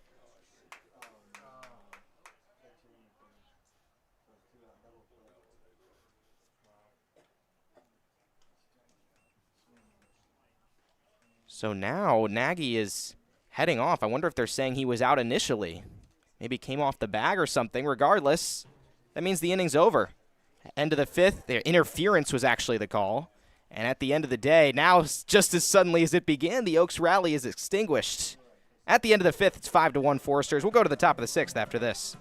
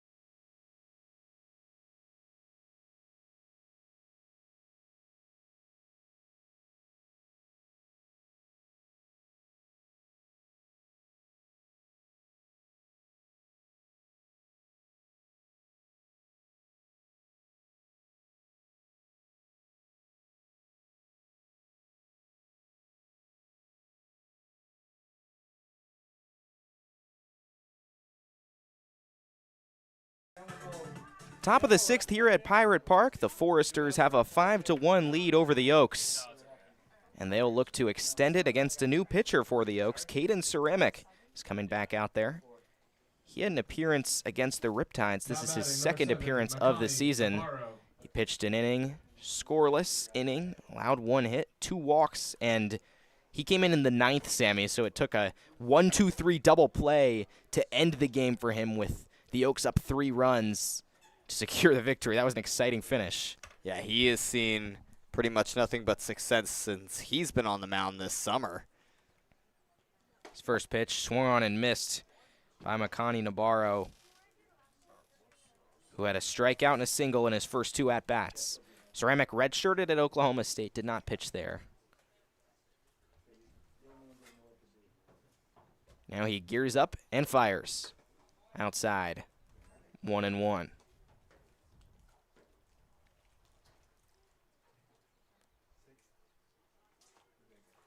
We'll see if he can get some efficient outs. He's replacing Kyle Zahn, who allowed a couple runs, 1 earned run in his 2 innings of work.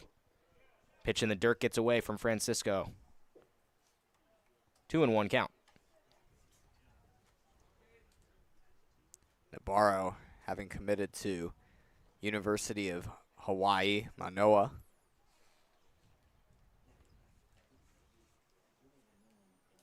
Two-one count. Ceramic looks in on Nabarro and throws. Golfed to right, foul. That one went high in the sky. It's still up there and drops by the exterior fence. 2 balls and 2 strikes. Nice cut there from Nabarro and well described as that one skyrocketed back there in that driveway. 2-2, nobody out. Ceramic wants to start strong. The Foresters went scoreless in the 5th after scoring 2 in the 4th, 3 in the 3rd. They lead 5-1. The 2-2 tipped into Francisco's mitt, but he couldn't quite hold on to it. Count stays the same.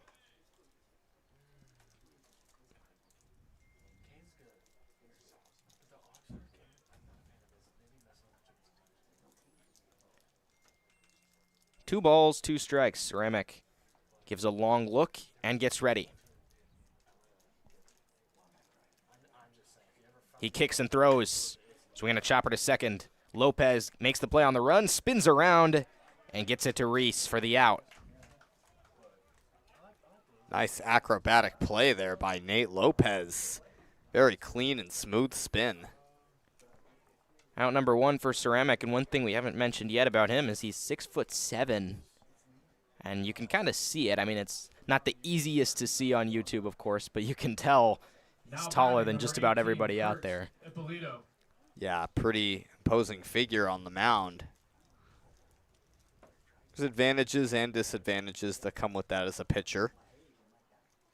Gets to face 6'4" Kurt Ippolito, so a battle of tall players here. First delivery, just low for a ball. And what was interesting about Ceramic's first outing is we had the long stoppage near the end of the game as one of the umpires had gotten injured from a foul tip. So he was a little bit rusty coming back, but was able to regain his footing and maybe benefited a little bit from the stoppage after having struggled a bit. Here he allows a line drive hit to left. Ippolito reaches base for the first time. Beautiful piece of hitting by Ippolito, and I love the way he just stayed back on that one, saw it through the whole way, was sitting on it all the way, and just ripped it into left field. Caleb Hoover. So Caleb Hoover's up next. Got hit by a pitch and had a single in his first 2 at-bats. And now Reddy's at the plate. The left-hander steps in. Caden Ceramic with 1 out and a runner on first. Would hope for a inning-ending double play. The Oaks had several of those against the Barons last game. First pitch hammered into right field. Latshaw looks up. Forget about it. It's gone. A 2-run homer for Caleb Hoover puts the Foresters up 7-1, their largest lead of the day. Well, that was a no-doubter off the bat of Hoover. He knew that one was gone as soon as he hit it, and you could just hear that off the bat. His first home run of the summer. Hoover had 11 home runs this past season at Central Christian College of Kansas. He's in the transfer portal, and any interested schools will certainly like to see something like that. Got a hold of it and then some. Now it's Chris Newstrom coming up. Pardon me, it was actually Hoover at South Carolina. He had 8 games played there. That was Ippolito I was giving credit to just now. Also a big power hitter, of course, for this team. First pitch, swing and a miss from Newstrom for a strike. But, I mean, yeah, that was just a beautiful swing, first of all, from top to bottom. And the way it just flew over the fence, and Latshaw knew right away it wasn't coming back. So Newstrom from Tennessee readies and whacks one into left center. Long run for Antwine. He dives and makes the catch.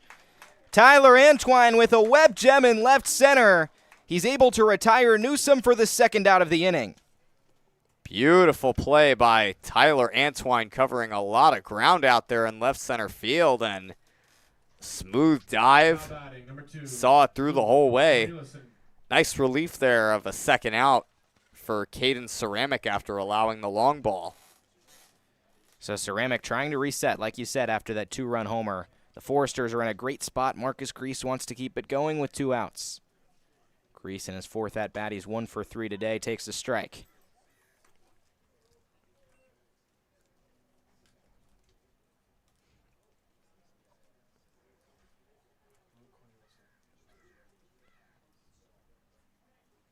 So now the next pitch coming to Cornelison, who checked in for Grease an inning ago. Chopper just foul. Francisco touches it there.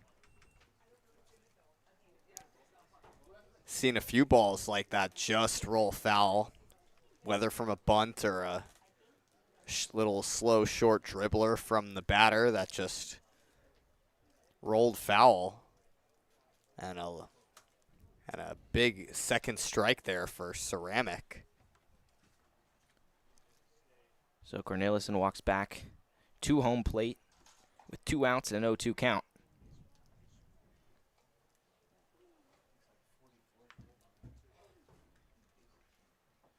Played 6 games at Arkansas. Did not have an at-bat, though, this season. Now entering his sophomore year. No balls, 2 strikes, 2 outs. Ceramic trying to escape the inning without further damage. The kick and the pitch. Dribbled third base side foul. So Cornelison stays alive. 7-1 Foresters in the top of the 6th. The Oaks will need to find a rally fast after this.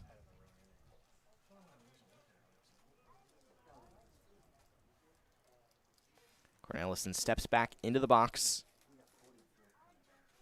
And the set from Ceramic. His 0-2 pitch. Breaks away on a slider. 1 ball and 2 strikes.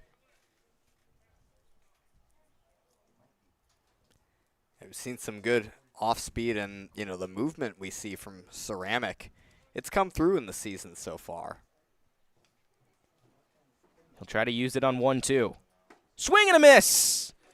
Ceramic attacks the inside edge and gets his first strikeout of the day. The Foresters had a 2-run home run off the bat of Caleb Hoover, but that's where the damage stops. 7-1 lead for Santa Barbara as we enter the bottom of the 6th.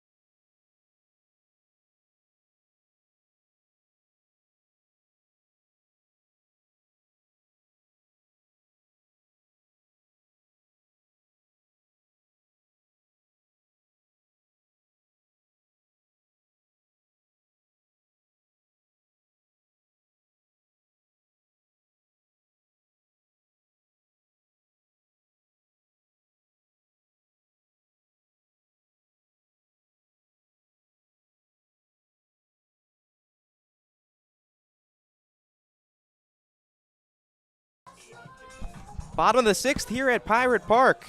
The Santa Barbara Foresters have a 7-1 lead over the Conejo Oaks. And Joey Wittig is back out there for his second inning of work. Wittig allowed a leadoff hit last inning, then a fielder's choice. Zach Nagy was able to steal second on a strikeout, but got called out for interference as he tried to get up and go to third. And so that's what got Wittig out of the inning back in the fifth. Now Nate Lopez steps up to begin the bottom of the sixth, with the Oaks needing a big rally, Sammy. And if there's one guy who can start it, it is this man, Nate Lopez. He's hitless on the day so far, 0 for 2, but we have seen him come through when it counts. He's 4 for 10 this season with a 2-run home run blasted against the Barons a couple of days ago. First pitch, swing and a miss. He was way early on it, strike one. He was ready to fire away right there, but it just sailed a little bit away from him, and to your point, he was just way ahead of it. 0-1 count. Wittig looks in from the stretch. Kicks and throws. Swinging a whack down the third base side, foul. Nothing in 2 against Lopez.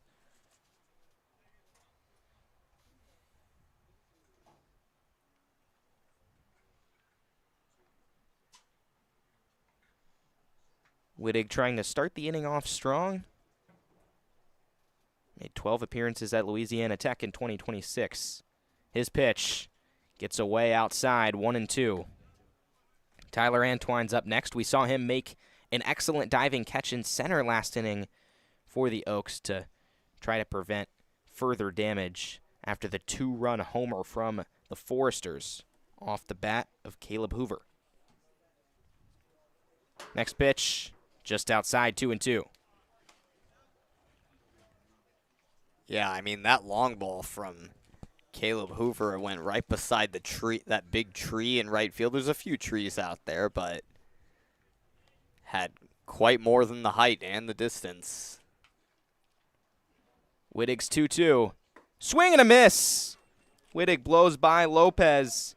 That's his second strikeout this afternoon. And the second for Wittig as well on the mound. Now batting, number 38, Tyler Antwine. He just blew that one by him. So that one kind of sailed to the inside, and Lopez came up empty. So now Tyler Antwine steps into the right-handed batter's box. He grounded out his first time up, struck out his second time up.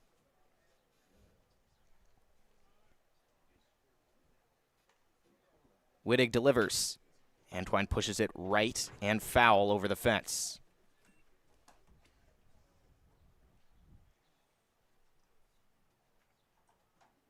So the Conejo Oaks have a couple of close victories this season, 7-4 over the Riptide, 5-4 over the Barons. Meanwhile, for the Foresters, it's been blowouts. 14-0 over the Santa Maria Indians last game, then a 13-1 victory over Philippines Baseball Group before that. Next pitch, crushed into right. Ippolito makes a run on it and catches it for the second out.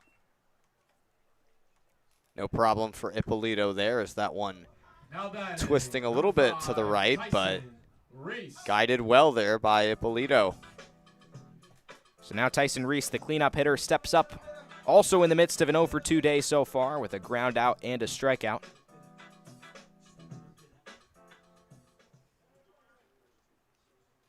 And he readies against Wittig.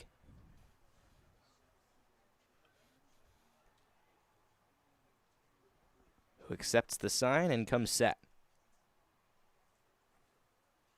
First offering of the at-bat is popped up over the screen left and out of play.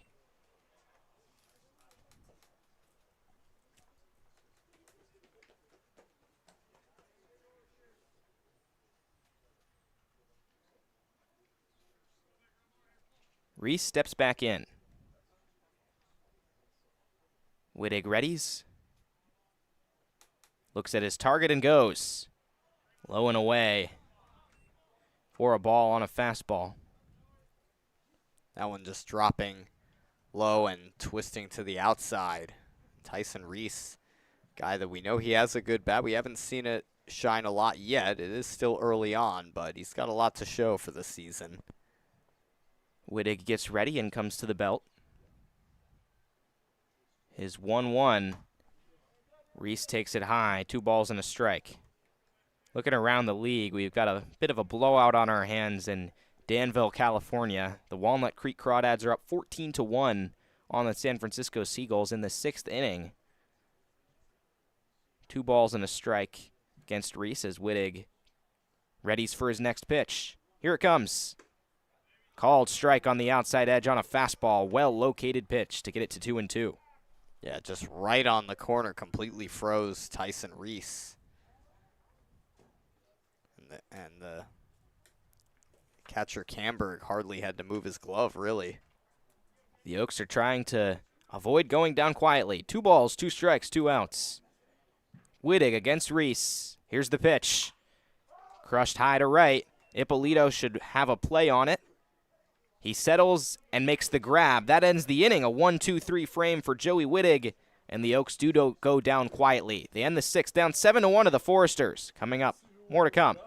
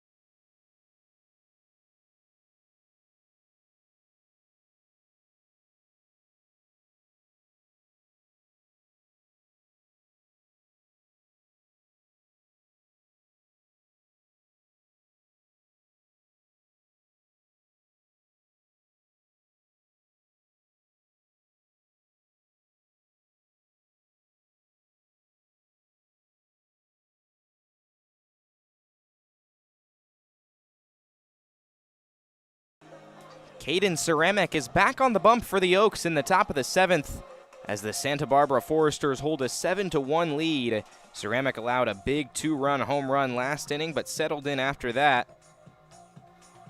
Got a strikeout to end it against Luke Cornelison, and now faces Aiden Camberg up first to begin the 7th. Yeah, I think what Ceramic was able to do well last inning, in spite of the home run by Caleb Hoover, was just keep his head up high and just continue to do his thing the best he can. You know, following that home run, just was able to retire Newstrom and Grease. And the Foresters coming back up here to face Ceramic and the Oaks again. Looks like it will not be Aiden Camberg. The pinch hitter is Cole Chamberlain, the junior from Coastal Carolina. Pinch hitting, number 44, Cole Chamberlain. So Chamberlain steps in, the Novato, California native. Played in 4 games, started 1 with Coastal Carolina last season. 167 average. Ceramic's first pitch to him is a strike at the belt.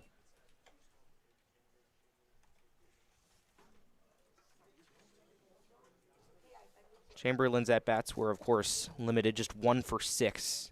Had a couple walks, though. 3 strikeouts in those appearances at the plate. Next pitch from Ceramic is also a strike on the inside edge. Another very tall player for the Foresters, something the team is somewhat known for. The 0-2 pitch to him. Popped up high. Francisco runs toward the fence. Looks to see if he can make a play. It lands just beyond the fence next to some chairs. Fans wise to get out of the way of that ball. Still nothing in 2. Yeah, if you're anywhere around this field, you just got to watch out at all times. You never know when the ball might come flying your way. Cole Chamberlain trying to stay alive against Caden Ceramic, who comes to his chest and then to the belt. The wind in the 0-2. Low, scooped by Francisco. 1 ball and 2 strikes.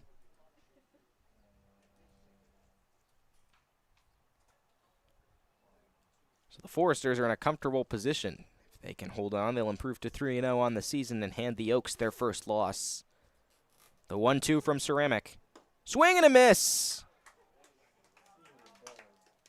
lowered the speed and got him out early. That's out number 1, the second strikeout for Ceramic. Now batting, number 24, Landon Schaefer. A big one there for Ceramic. Here's Landon Schaefer. He was 0 for 2 with a walk today. Ceramic's first delivery of the at-bat. Swung on and missed. Ceramic has been generating more swings and misses over these last 3 at-bats. Started off by getting a ground out, but then allowed a single and a home run. Then got a fly out. Then got a strikeout to end the 6th. Now a strikeout to begin the 7th. His 0-1 delivery. Gets away from him a little bit outside on a fastball.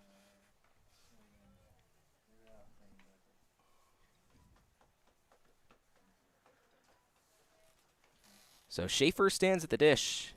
Nick Salmon is on deck, the left fielder and cleanup hitter today. The 1-1.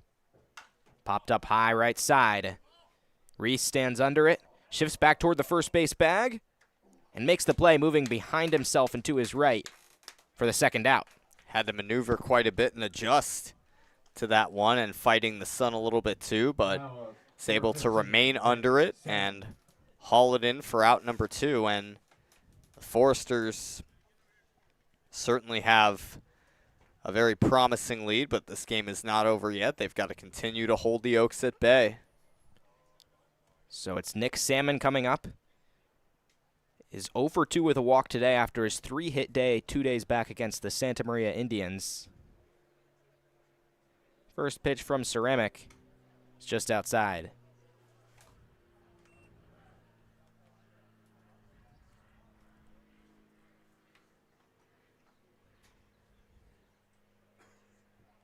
One-0 count with 2 gone and nobody on. Ceramic's next delivery is a called strike on the outside corner. Salmon exchanging a couple words with the umpire. It's a close pitch.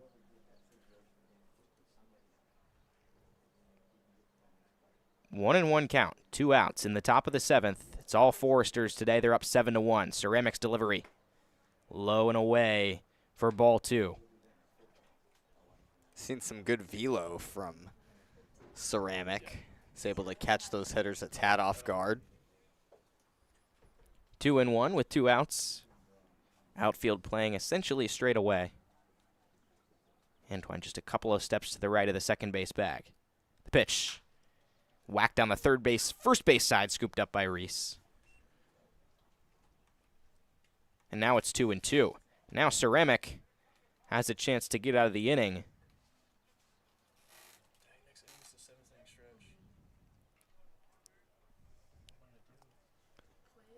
Two balls, 2 strikes, 2 outs.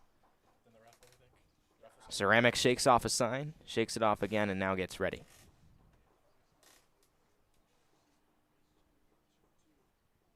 He winds and deals.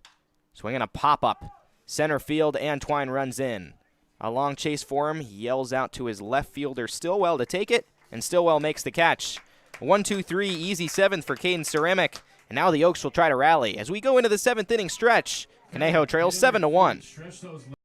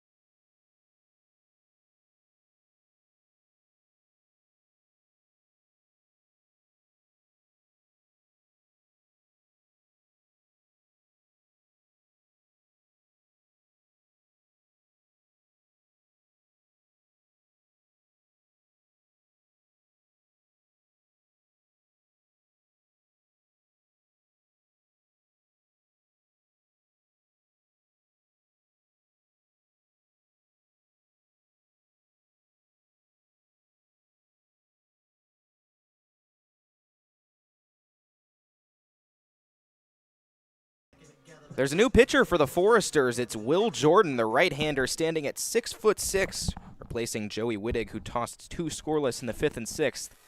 7-1 Foresters as we enter the bottom of the 7th. Strike 1 called against Ryder Gordon, who grounded out each of his first 2 times up. Will Jordan, the hard-throwing righty from Texas Tech, evidently showing he has great stuff early on in his warm-ups. His next pitch is popped over the fence right side, foul, 0-2. And Jordan showed he has great stuff at Texas Tech, too. 4.97 ERA and 12 appearances, 12 walks, 15 strikeouts. The season before that, a 4.19 ERA, 14 walks, 24 strikeouts in 19 1/3 innings pitched, 14 appearances. 0-2 pitch to Gordon. Gets in the dirt. Gordon, it's called strike 3 and tries to run for first. Gets away from the catcher, but the throw beats him. So that is indeed a strikeout for Ryder Gordon. Yeah, Gordon appeared to have gone just a little too far there. So a 3-pitch strikeout to start things off for Will Jordan, and he went to the nasty off-speed there. So here's Caden Stillwell, who walked each of his first 2 at-bats.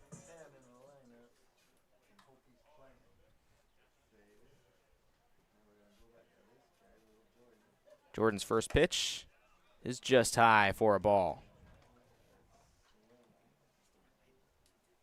Stillwell has walked twice. He's looking to get going again. Got 90 miles an hour on that last fastball from Jordan, according to the radar gun. Next pitch, a strike on the inside edge, similar velocity.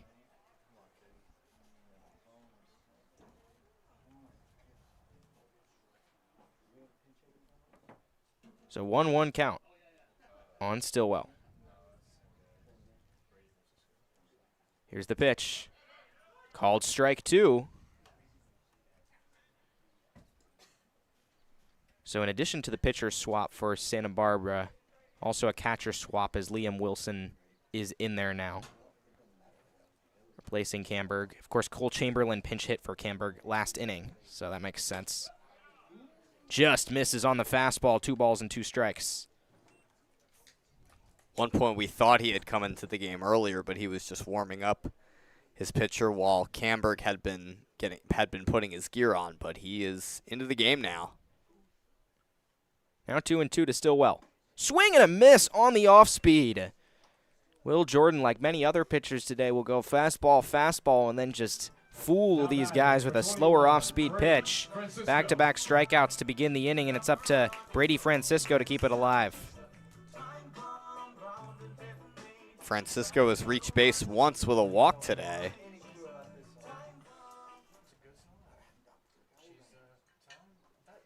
Will Jordan wants to make it a 1-2-3 inning. Francisco grounded out his last time up. First pitch to him. Chopped foul. 0-1.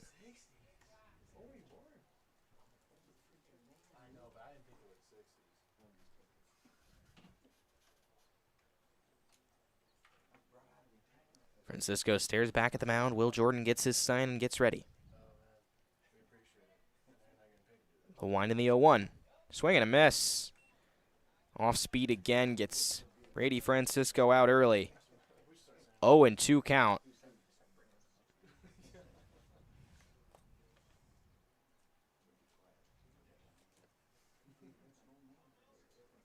Now Jordan sets. The pitch.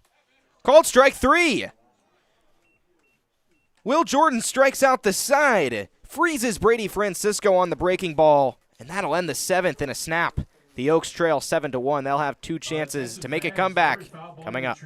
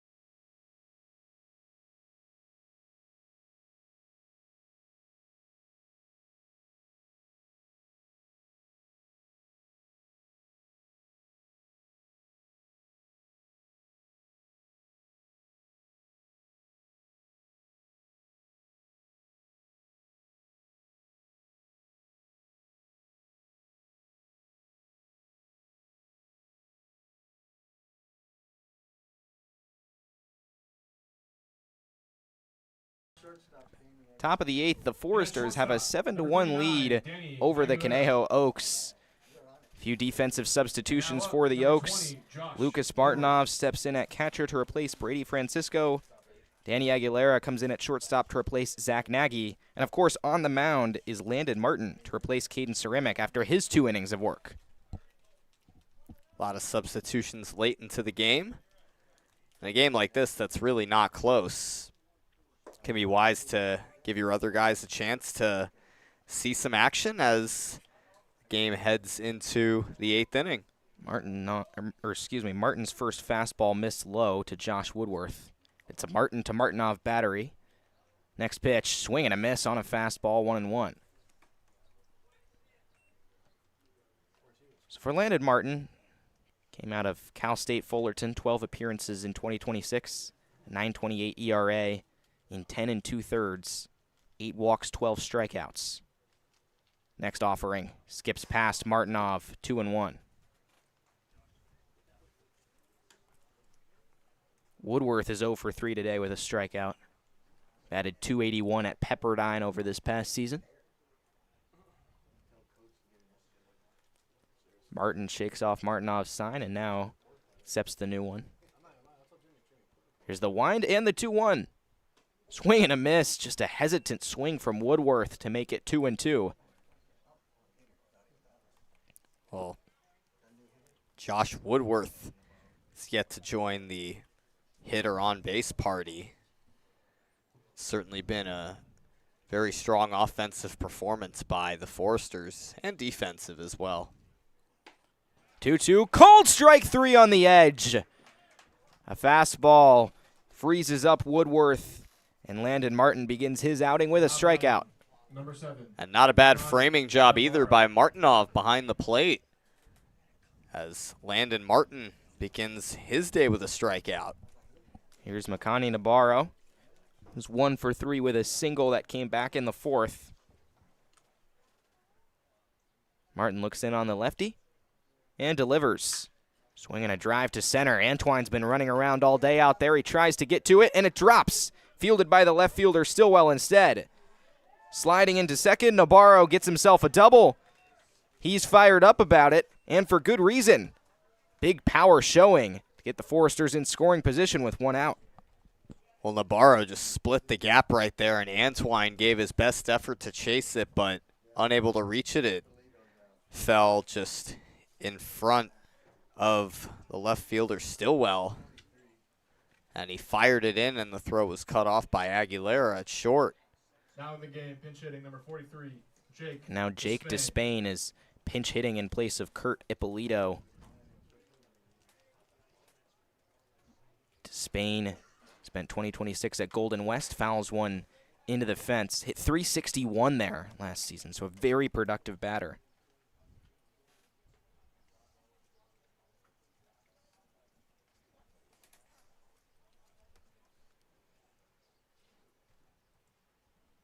With a runner on second, Martin looks back and now delivers. Pitch is low. Martinov gets it back to him. Despain this season 0 for 4 in his CCL campaign so far. Certainly be a good time for him to shine right here. The 1-1 upstairs. 2 balls and a strike. Despain graduated from Miracosta High School. Certainly a school from which a lot of players go on to play college ball. He readies for Martin's 2-1. Here it is. Just inside on a fastball. Caleb Hoover's on deck. He had the big home run in his last at-bat. Could be considered one of the MVPs of this game. Single, a home run, and hit by a pitch in his 3 plate appearances. 3-1 count. Martin works quickly the pitch. Fouled into the top of the fence. 3-2.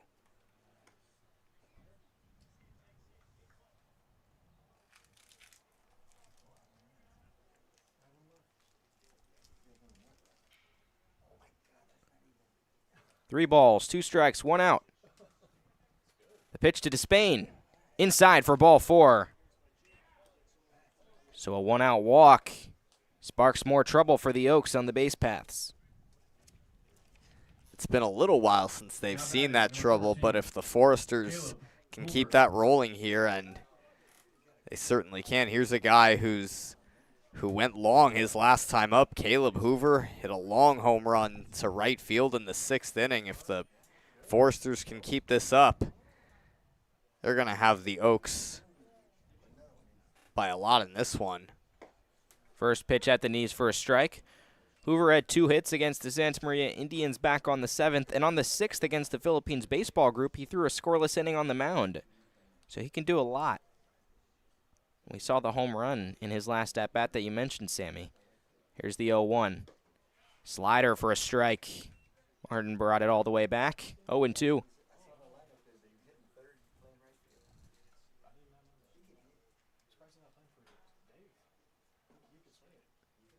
No balls, 2 strikes, 1 away. Hoover tries to bounce back against Martin. Here's the pitch. Just outside on a heater. 1-2.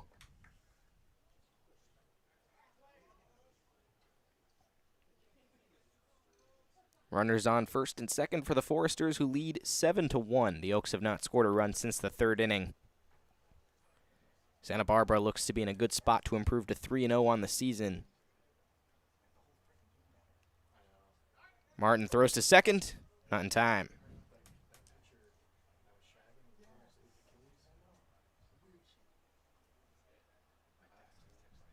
Well, a base hit to the outfield could put the Oaks even deeper into the woods in terms of their deficit. Time is called.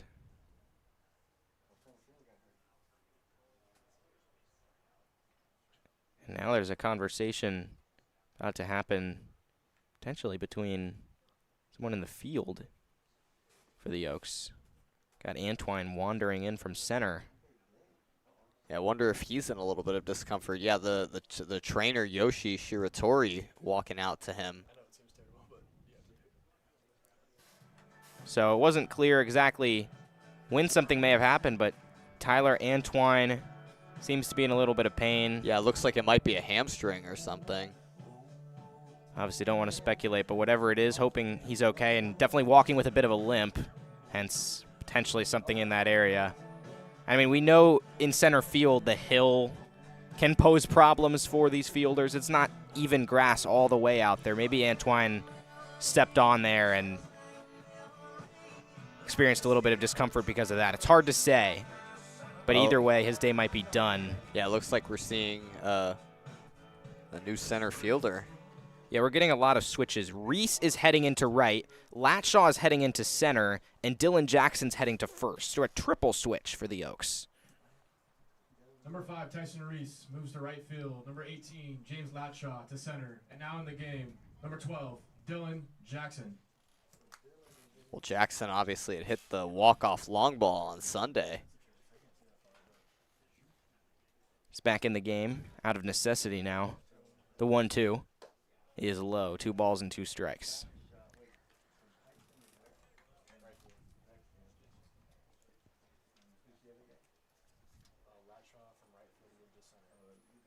So 2 balls, 2 strikes, 1 out. Here's the pitch. Swing and a miss! Hoover waves at it and can't get it. Landon Martin gets his 2nd out of the inning and his 2nd strikeout to boot. Well, how about that for a response from a break? Gets the 2nd out promptly.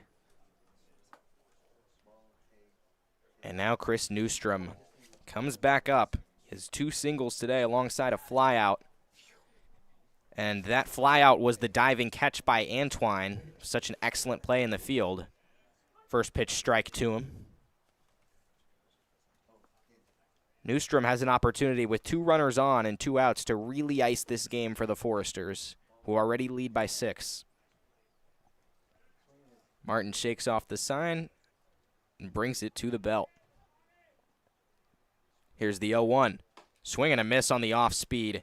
Landon Martin has been mixing his pitches and doing it well, getting lots of swings and misses.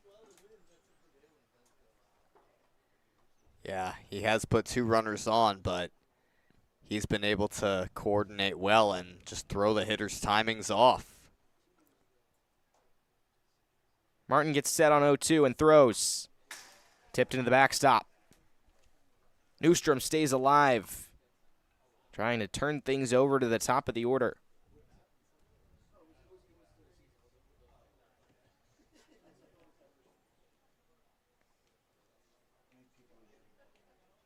Navarro on second, Despain on first. Newstrom is the batter. The 2-2, runner goes. Pitch is tipped again. Both runners ended up going, but they'll have to head back.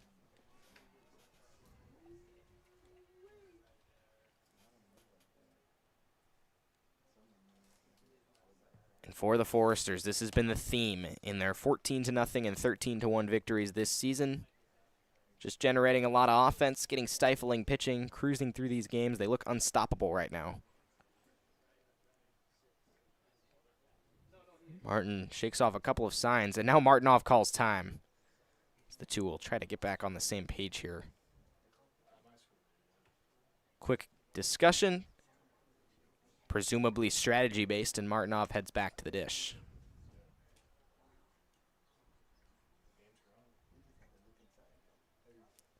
No balls, 2 strikes, 2 outs. Runners on first and second. Newstrom readies to face Martin. The delivery. Just high. Curveball almost looped back into the zone. And both runners steal. Now we got runners on second and third. Well, Martin not too worried about those runners as long as he can take care of Newstrom here. Doesn't really matter what those runners do. Here's his 1-2. Hit high in the sky to left. Center. Stillwell has a chance at it. Instead, a diving play is made at short by Aguilera, who may have made that a little harder than it needed to be, but somehow he made the catch. What an athletic play to end the inning. The Foresters do not score. And entering the bottom of the 8th, the Oaks will try to generate a comeback after this.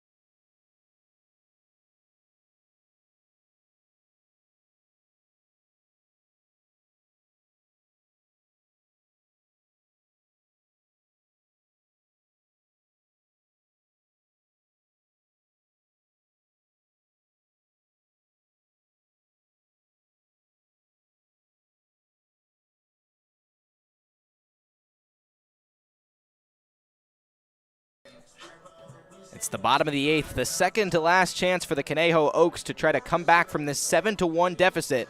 Santa Barbara Foresters have the lead, and Grady Westfall is in the game for the Foresters, the redshirt freshman from Texas. And yes, you did hear that correctly. He technically is on the Longhorns. Their season's not over. They're in the College World Series, but because he is a redshirt Sammy, he is indeed here in Ventura, California, while his squad prepares to take on Georgia. Hey, everything works out in the end for him. Westfall, I do think, with that being said, it's very good for him to be able to get this action early on before his redshirt freshman season should begin, for him to get some action in the summer and to show the scouts what he's made of and to possibly set the tone for his upcoming season. First pitch on the way from him to Tyson Reese, or excuse me, Luke Medhurst is fouled off left side out of play. And I guess Westfall, I mean, maybe he could travel back if he wants to. Texas doesn't play Georgia till Saturday. So does he want to go back to Omaha, Nebraska, or does he want to stay here is the question. The 0-1 misses outside. I wouldn't be surprised nor blame him if he wanted to stay here in sunny Southern California in the summer. Not a bad place to be. Clear skies again today. The 1-1 just misses outside on a fastball. I mean, it's interesting. You think, okay, I've got to perform for my team as it is right now, and then my other team, my actual college team, is performing. Medhurst rips a leadoff hit for the second time today. He's been the lone bright spot at the plate for the Oaks. 2 for 3 for him. That brings up Zach Nagy. Yeah, that's a bat that the Oaks would definitely love to see continue to thrive. I mean, he's faced all sides of the field in the season already. Two-way player for the Oaks. A versatile one at that. So Zach Nagy comes up to the plate. He's no longer at shortstop. That's where Danny Aguilera was after the catch, but takes ball 1 outside.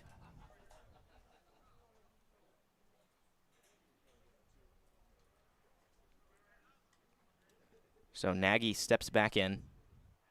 Count is 1-0 with a runner on first in a 7-1 game. Westfall deals inside. Nearly hit Nagy, who backs up.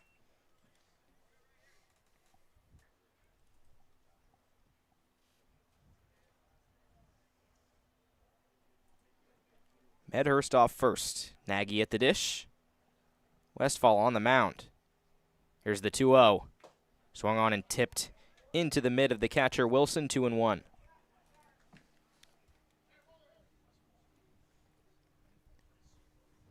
Yeah, Nagy, it's been a little bit of a quiet bat. He did have that chop single to short back in the 3rd inning, but certainly would love to continue to strike something for the Oaks. 2-1 gets away. Medhurst doesn't go. And yeah, you said it. I mean, he had the single back in the 3rd. That was more of a borderline one where the error from Grease was only ruled after Nagy reached first on allowing him to achieve an extra base. Other than that single, the only 2 hits of the game for the Oaks have come from Luke Medhurst, who stands on first. 3-1 count as Westfall gets ready. Here's the pitch. Swinging a tip into the backstop, 3-2. And for Zach Nagy, he would really like to continue a good stretch for the Oaks and get multiple runners on with nobody out. That'd be a great way for them to try to make some inroads on the Foresters' lead with the top of the order coming up.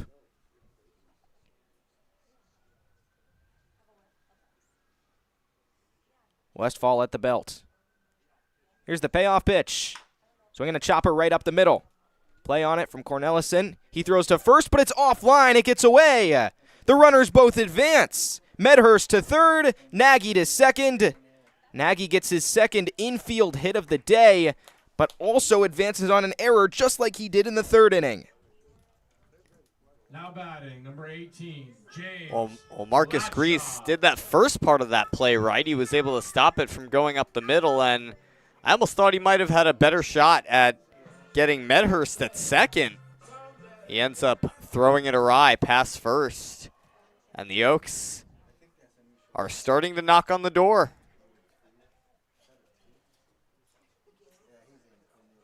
And so now a meeting at the mound as Latshaw, the right fielder turned center fielder, is coming up.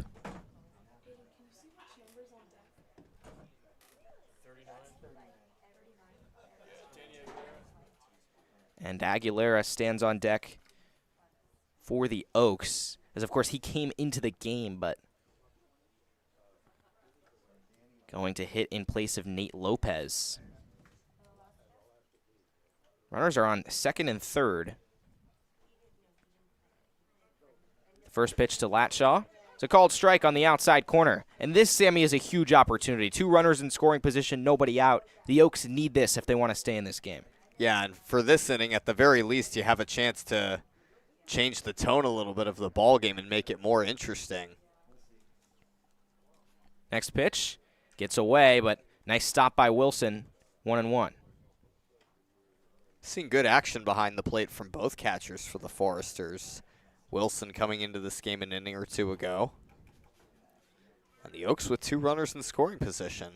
Just a huge chance for Latshaw after the error from Cornelison advanced the runners.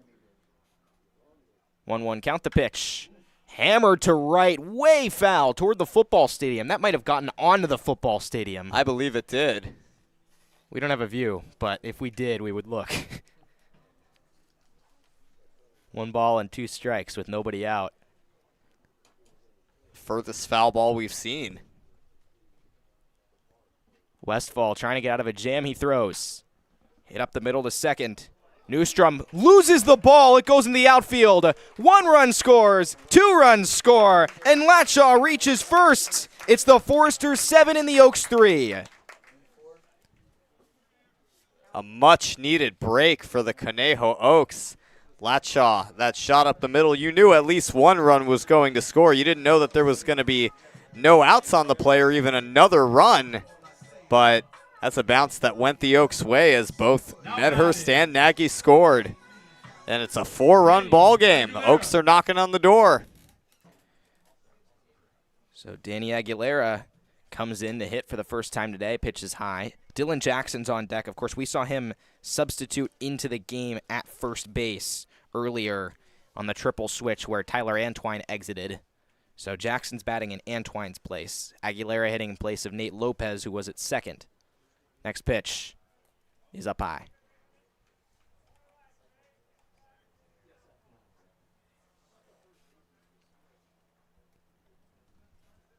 So Aguilera steps back in, and a huge chance for the Oaks, who now only trail by 4. Still work to do, but they've gotten it done so far against Westfall. And that pitch, whoa! Way high and outside or inside, or I don't know exactly how you'd characterize it. It got away. Runner heads to second as a result. Put the press box a little further to the left, and we may not be safe. The hidden dangers.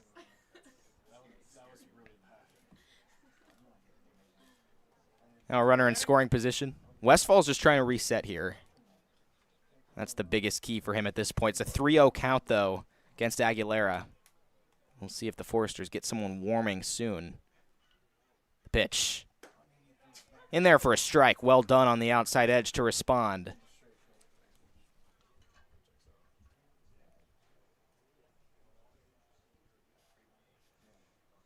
Count is 3-1 with nobody out. Aguilera against Westfall. The pitch. Just outside. Good eye for ball 4. And how about this? A single. Latshaw reached on an error, advanced to second on the wild pitch, now a walk. And it's a 7-3 game with 2 runners on and still nobody out. Now batting. Oaks have a lot of momentum working in their favor. And Dylan Jackson, who was the hero on Sunday, has the chance to bring the Oaks within 1 with 1 swing here. He'll see what he can do. Dylan Jackson, you said it, the walk-off 2-run bomb against the Barons. Wild pitch again. Runners advance. So now 2 runners in scoring position with nobody out. And Westfall just really struggling to find any sort of rhythm here. Yeah, this is a couple of just bad wild pitches from him. A lot of his pitches have looked solid, but just trying to find his control. The pitch is up high, 2-0. Yeah, he's definitely got the velo, and he just needs to find that command, really. And he just needs to find that composure as well. The Foresters' infield is still playing in normal position. They are still up by 4, but no lead is safe. 2-0 over the head of Jackson, who calls out to the runner at third to stay there. And this is starting to get woeful for Grady Westfall, who has tossed a bunch of wild pitches. I mean, I guess that one's not going to go in the books as one. Nobody advances, but having a conversation here, Foresters might want to consider getting someone working. Yeah, I'm sensing Westfall may not stay in there for long. Right now, the Oaks are going to try to capitalize while they can. 3-0 count. The Oaks have scored 2 runs in the bottom of the 8th. They trail by 4. It's a 7-3 game. Westfall against Jackson, the pitch. Just outside, ball 4. And how about a sentence we didn't think we would hear at the start of the inning, Sammy? The game-tying run in Tyson Reese is at the plate with nobody out. And if there's ever a time for him to come through, we've yet to see him get that hit this season, but Oaks have a golden opportunity the tying run at the plate. And Liam Wilson is going out to the mound to talk to Westfall. Not a bad idea in this spot, just trying to get confidence back in his pitcher. And it's not the normal location issues that we're really seeing from Westfall. I mean, he hasn't had pinpoint accuracy, but just something's been off with about 3 different pitches that have not even been close to the strike zone. Yeah, and on that last wild pitch, as Bill Pintard is going out to the mound to talk to Westfall. And, you know, Pintard has made who knows how many of these mound visits in his long-tenured career, but if you're Westfall, you really got to breathe. You got to take it just one pitch at a time. That last wild pitch, I was going to say, the Foresters were lucky that the backstop was solid enough that that ball had enough momentum to get back to Liam Wilson quickly enough to keep Ladshaw at third. And Westfall showing a lot of velocity. He has good stuff to offer, and obviously being at Texas has a long career ahead of him in college baseball. Just not his day-to-day, and that'll do it. We will have a pitching change for the Foresters with the bases loaded in the bottom of the 8th. The Conejo Oaks have already plated 2 runs. They have the bases loaded. Tyson Reese is coming up when we return. You're watching Oaks baseball here on YouTube. The new pitcher when we come back, Lucian Wexberg out of Pepperdine. He will come in and try to stop the bleeding after this.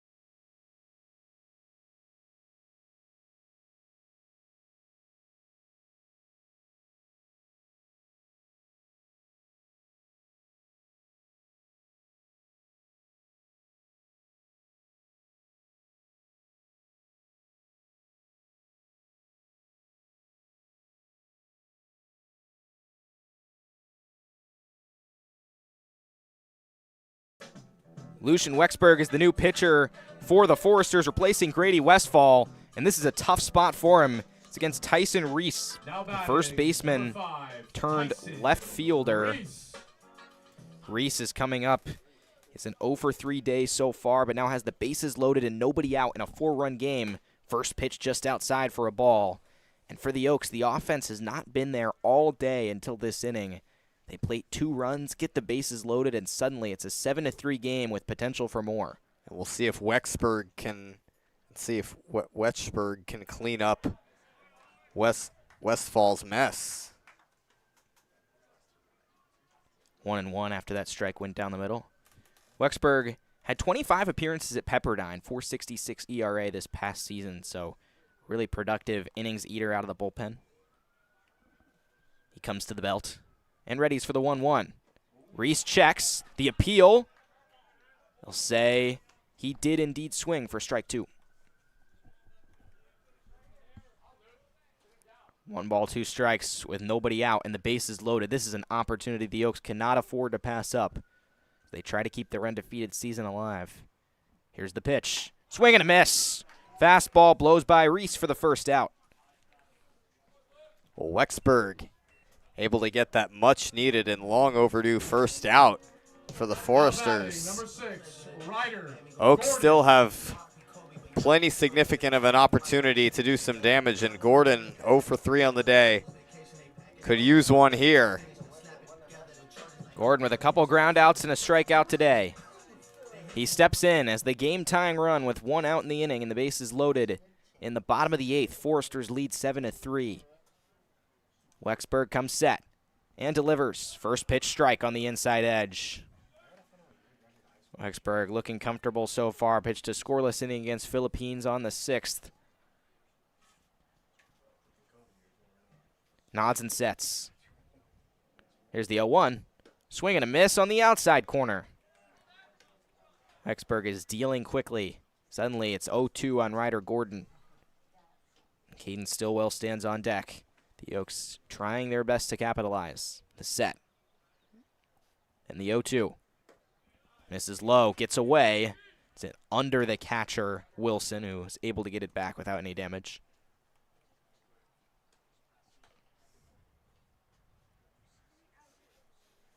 Foresters a double play away from maintaining a significant lead heading into the 9th. That would be absolutely huge in their chances. This is an opportunity the Oaks cannot afford to let go by the wayside. 1 ball and 2 strikes, the pitch. Cold strike 3 at the knees. Gordon can't believe it. It was a close one. And ever since coming in, Wexberg has just gotten 2 quick strikeouts.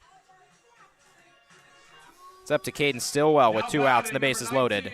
I mean, that was just perfect corner location. It just froze Gordon as that pitch hit the corner. And Caden Stillwell, it's up to him to keep this inning alive. And how about Wexberg being able to get 2 quick outs with the bases loaded? First pitch, Stillwell rips it right side, base hit.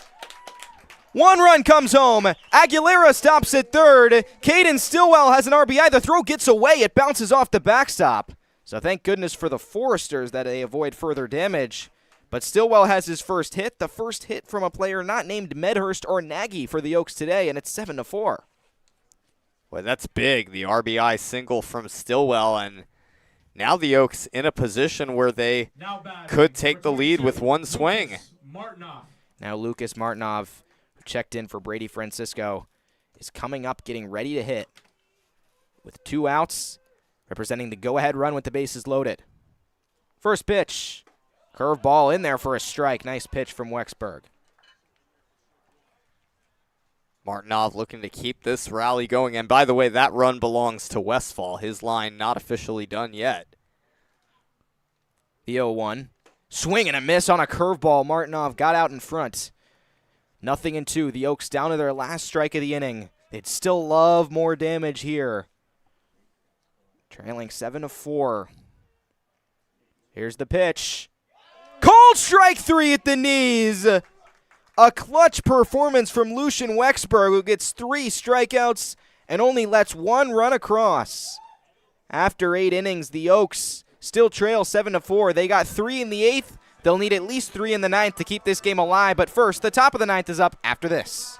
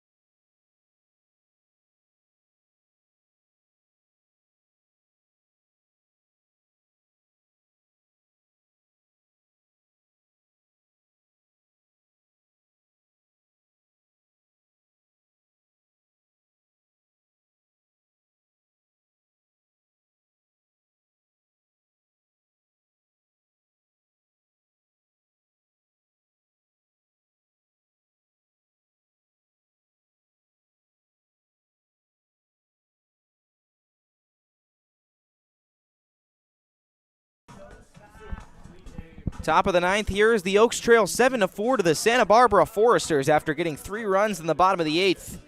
It's Landon Martin's job to try to keep the deficit there. Martin gets ready to try to face the top of the order, and Luke Cornelison, the shortstop, is coming up first. Cornelison entered in the 6th and struck out. He's now back up again. Number 2, Luke Cornelison.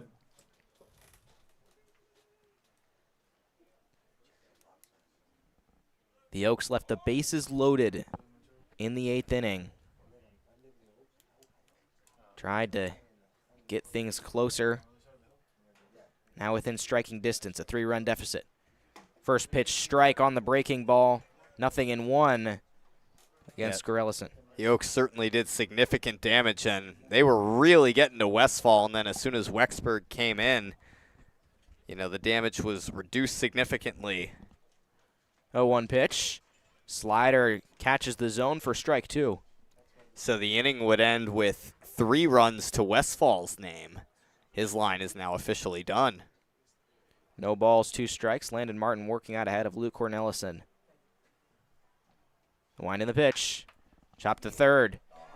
Gordon can't make the play. Went backhanded and couldn't snatch it. So a leadoff error. Cornelison reaches to start the 9th.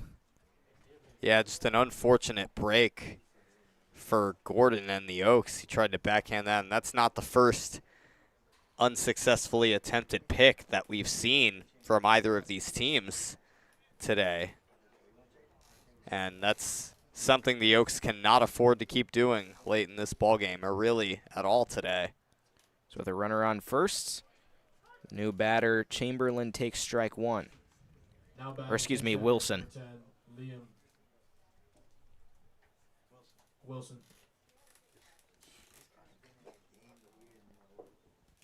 Next pitch to Wilson is golfed high in the sky, left side, and out of play. So Chamberlain had pinch hit for Camberg last at bat, and now Wilson, the substitute at catcher, is the one hitting in the 9th.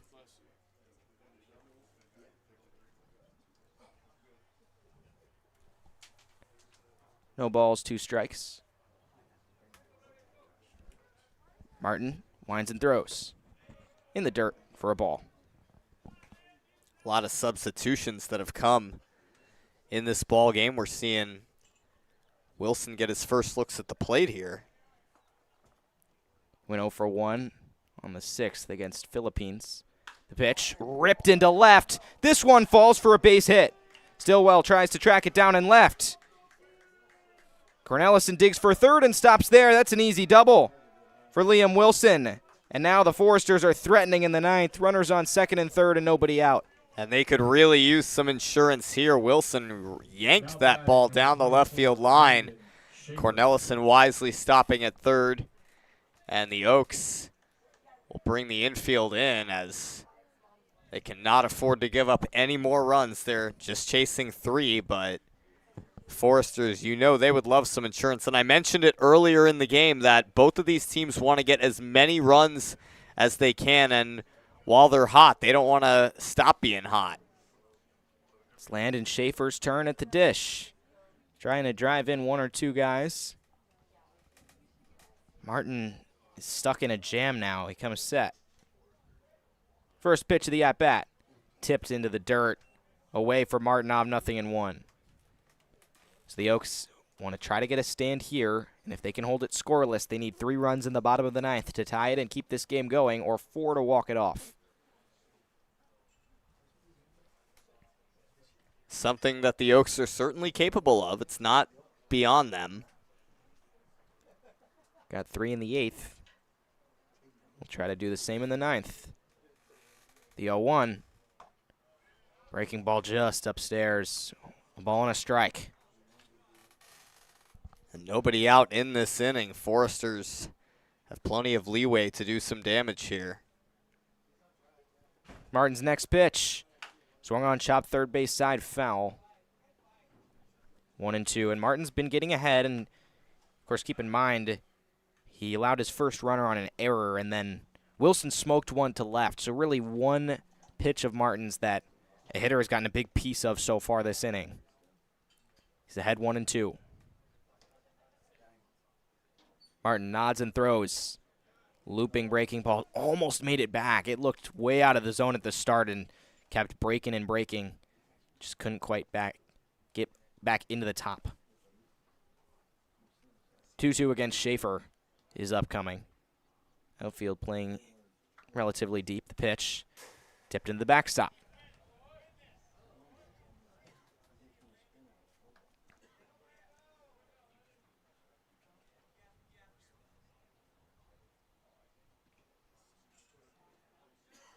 Count even at 2-2. Nobody out. Here's the pitch. Swing and a miss. A blow-by fastball gets Schaefer to retire. And now Nick Salmon comes up with one out. Now batting, number 15. It's a big first out with 2 runners in scoring position and first base open. Puts just a little more pressure on the Foresters. They can still get another run with a sac fly. And Salmon's 0 for 3 with a walk today. Had a 3-hit game his last time out against Santa Maria. First pitch popped left and out of play. 1-1. And for Martin, wanting to get this out of sacrifice fly territory, he'll need an out here to do so. He's been getting ahead in counts, and the infield's still playing in case there's a ground ball. The 0-1. Swing and a miss. Salmon goes fishing. Now it's 0-2.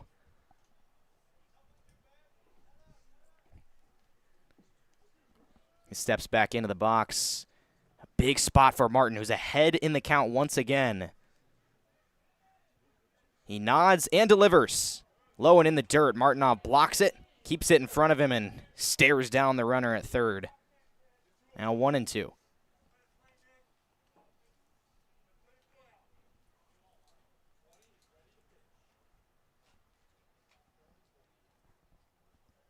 Martin shakes off a sign and comes to the belt. A huge 1-2 coming up. Swing and a miss! Back-to-back strikeouts for Landon Martin. Nick Salmon gets sent packing, and with 2 outs, Josh Woodworth will be tasked with keeping the inning alive. But it's a much better situation for the Oaks. Yeah, and that was nasty stuff to retire Salmon. That breaking ball just dropped and right below Salmon. He went fishing for it. Went fishing on back-to-back swing and misses there. With 2 outs, Woodworth taps the first pitch foul behind him. 0-1. So again, runners still on second and third, but with 1 out, Landon Martin could keep the Oaks within striking distance entering the bottom of the 9th, and they would just have to replicate their 8th inning tally to keep the game going. The 0-1 pitch is low. So Martin's command has been solid. Misses on that one, but more often than not, he's throwing strikes. Yeah, his command is definitely something to be noticed. 4 strikeouts for him today. Here's the 1-1. Taps off the mask of Martinov. Runner comes home. Martinov dives after it. Can't get to it. So a passed ball allows the runner to score, and it's 8-4 Foresters. Oh, that's very unfortunate for the Oaks. Just a simple clip of the helmet there, and Martinov was a bit slow to detect where it was and where it was headed. Yeah, that's a costly mistake. So it's 8-4 Santa Barbara. And you don't often see a passed ball, but that's one of the situations where it would be awarded. Landon Martin not to blame for that one, and of course the error to start the inning didn't help either as 2-1s fouled back over the fence. And that's been the theme for the Oaks. They've had these guys stand out, show flashes, but at the same time, just a few scattered mistakes have allowed the Foresters to extend their lead. 2-2 with 2 outs. Martin goes. Swinging a pop-up right side, floating out of play.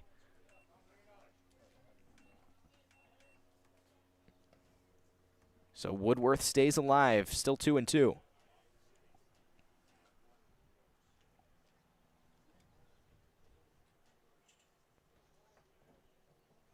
The runner on third is Wilson. Martin throws. Swing and a miss! Landon Martin picks up strikeout number 5 and strands the runner on third. A gutsy response to keep the Oaks in it. Entering the bottom of the 9th, Conejo needs 4 runs to tie and 5 to walk it off. We'll see if they can pull off such a comeback after this.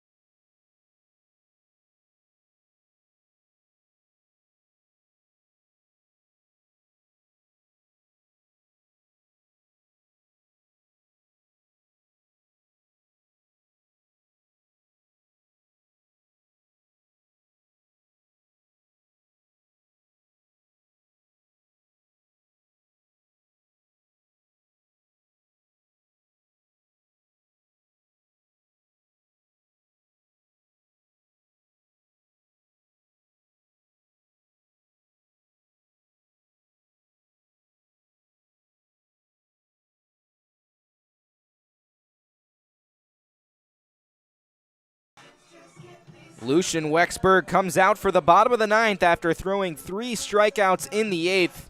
He let 1 run come home, but that went on the tally of Grady Westfall. And now he readies to face Luke Medhurst first in this inning, with the Oaks trailing 8-4 to the Santa Barbara Foresters. They need 4 runs to tie this one up and send it to extras, and Medhurst will try to be the start of a rally. Well, the Oaks have one last chance, and yeah, Medhurst, we have seen him get a couple of solid hits. He's definitely shown what he is made of from all sides of the field early on in this 2026 season. First pitch, called strike on the outside edge. Wexberg's control has been pinpoint, but Medhurst has also been good at the plate today. 2 for 3 with a couple of singles. He started the rally last inning. Next pitch, just low. 1-1 the count.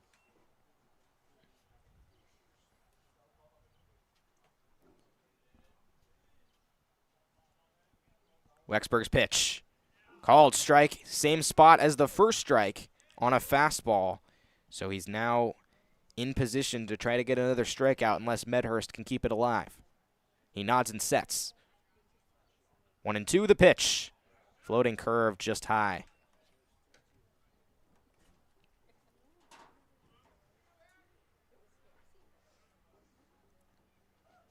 Medhurst hanging around, waiting for pitch number 5 of this at-bat. The 2-2.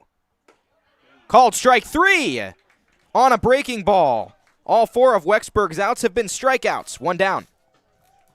Yeah, that one just dropped right on the corner there, and Medhurst, you know, hard to say what he was looking for, but that one just caught him off the ropes. And now the Foresters 2 outs away from handing the Oaks their first loss of the season. Both teams looking to improve to 3-0 today. Wexberg gets ready to face Zach Nagy. First pitch to him, spiked in the dirt. And it looks like catcher Wilson might have gotten stung a little bit. Just trying to look for it. And Wexberg gets a new ball instead. The Foresters, including Wilson, have used 3 catchers up to this point. Now Wilson having a conversation with Bill Pintard, who's also talking with the umpire. And that might be something that's coming into play right now, Sammy, because if you have Camberg used, Wilson used, and they're just trying to find someone to catch with Chamberlain having already pinch hit. Yeah, and I mean, they might not have very many options right now. They don't, and Yoshi Shiratori, the Oaks trainer, talking with Wilson to just check in with him, see if he's okay. There are 2 other catchers on the roster for the Foresters, but it's not clear if they're with the team right now, and that, again, may be the focus if the Foresters are literally out of catchers, but Wilson's going to be able to tough it out. Nagy steps out of the box. And the count is 1-0.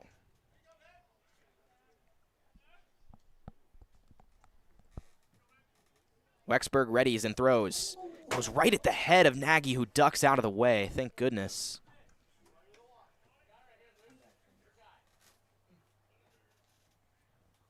He's able to shake it off, but for the first time today, it looks like Wexberg's not really in control. He's hit a couple of hurdles, but just needs to get back on his feet. Next pitch, whacked right to him on a hop. Wexberg tosses to first for out number 2, so decent contact from Zach Nagy, but he ends up grounding out, and the Oaks are down to their last out. It's up to James Latshaw.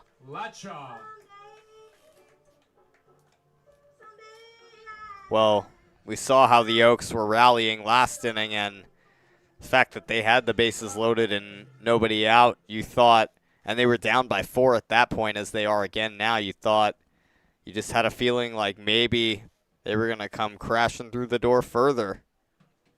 Now the Foresters are in prime position. First pitch curveball, a strike to Latshaw, who's 0 for 4. He had 3 strikeouts and reached on an error in the 8th. Wexberg wants to close this one out. The 0-1. Slider for a strike. Nothing in 2. Devastating off-speed pitches from Wexberg.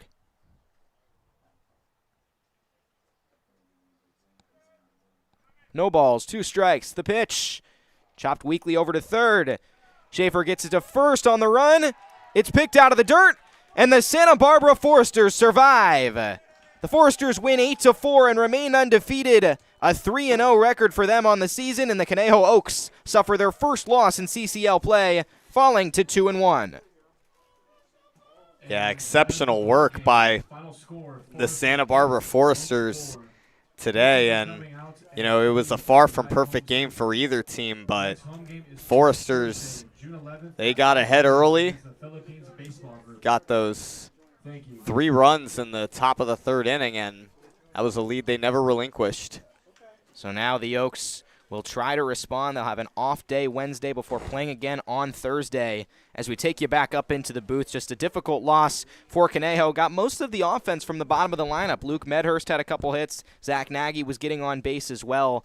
But in the end, the 7-1 deficit, Sammy, that they dug was too much to overcome, even after the antics in the 8th where they got 3 runs across.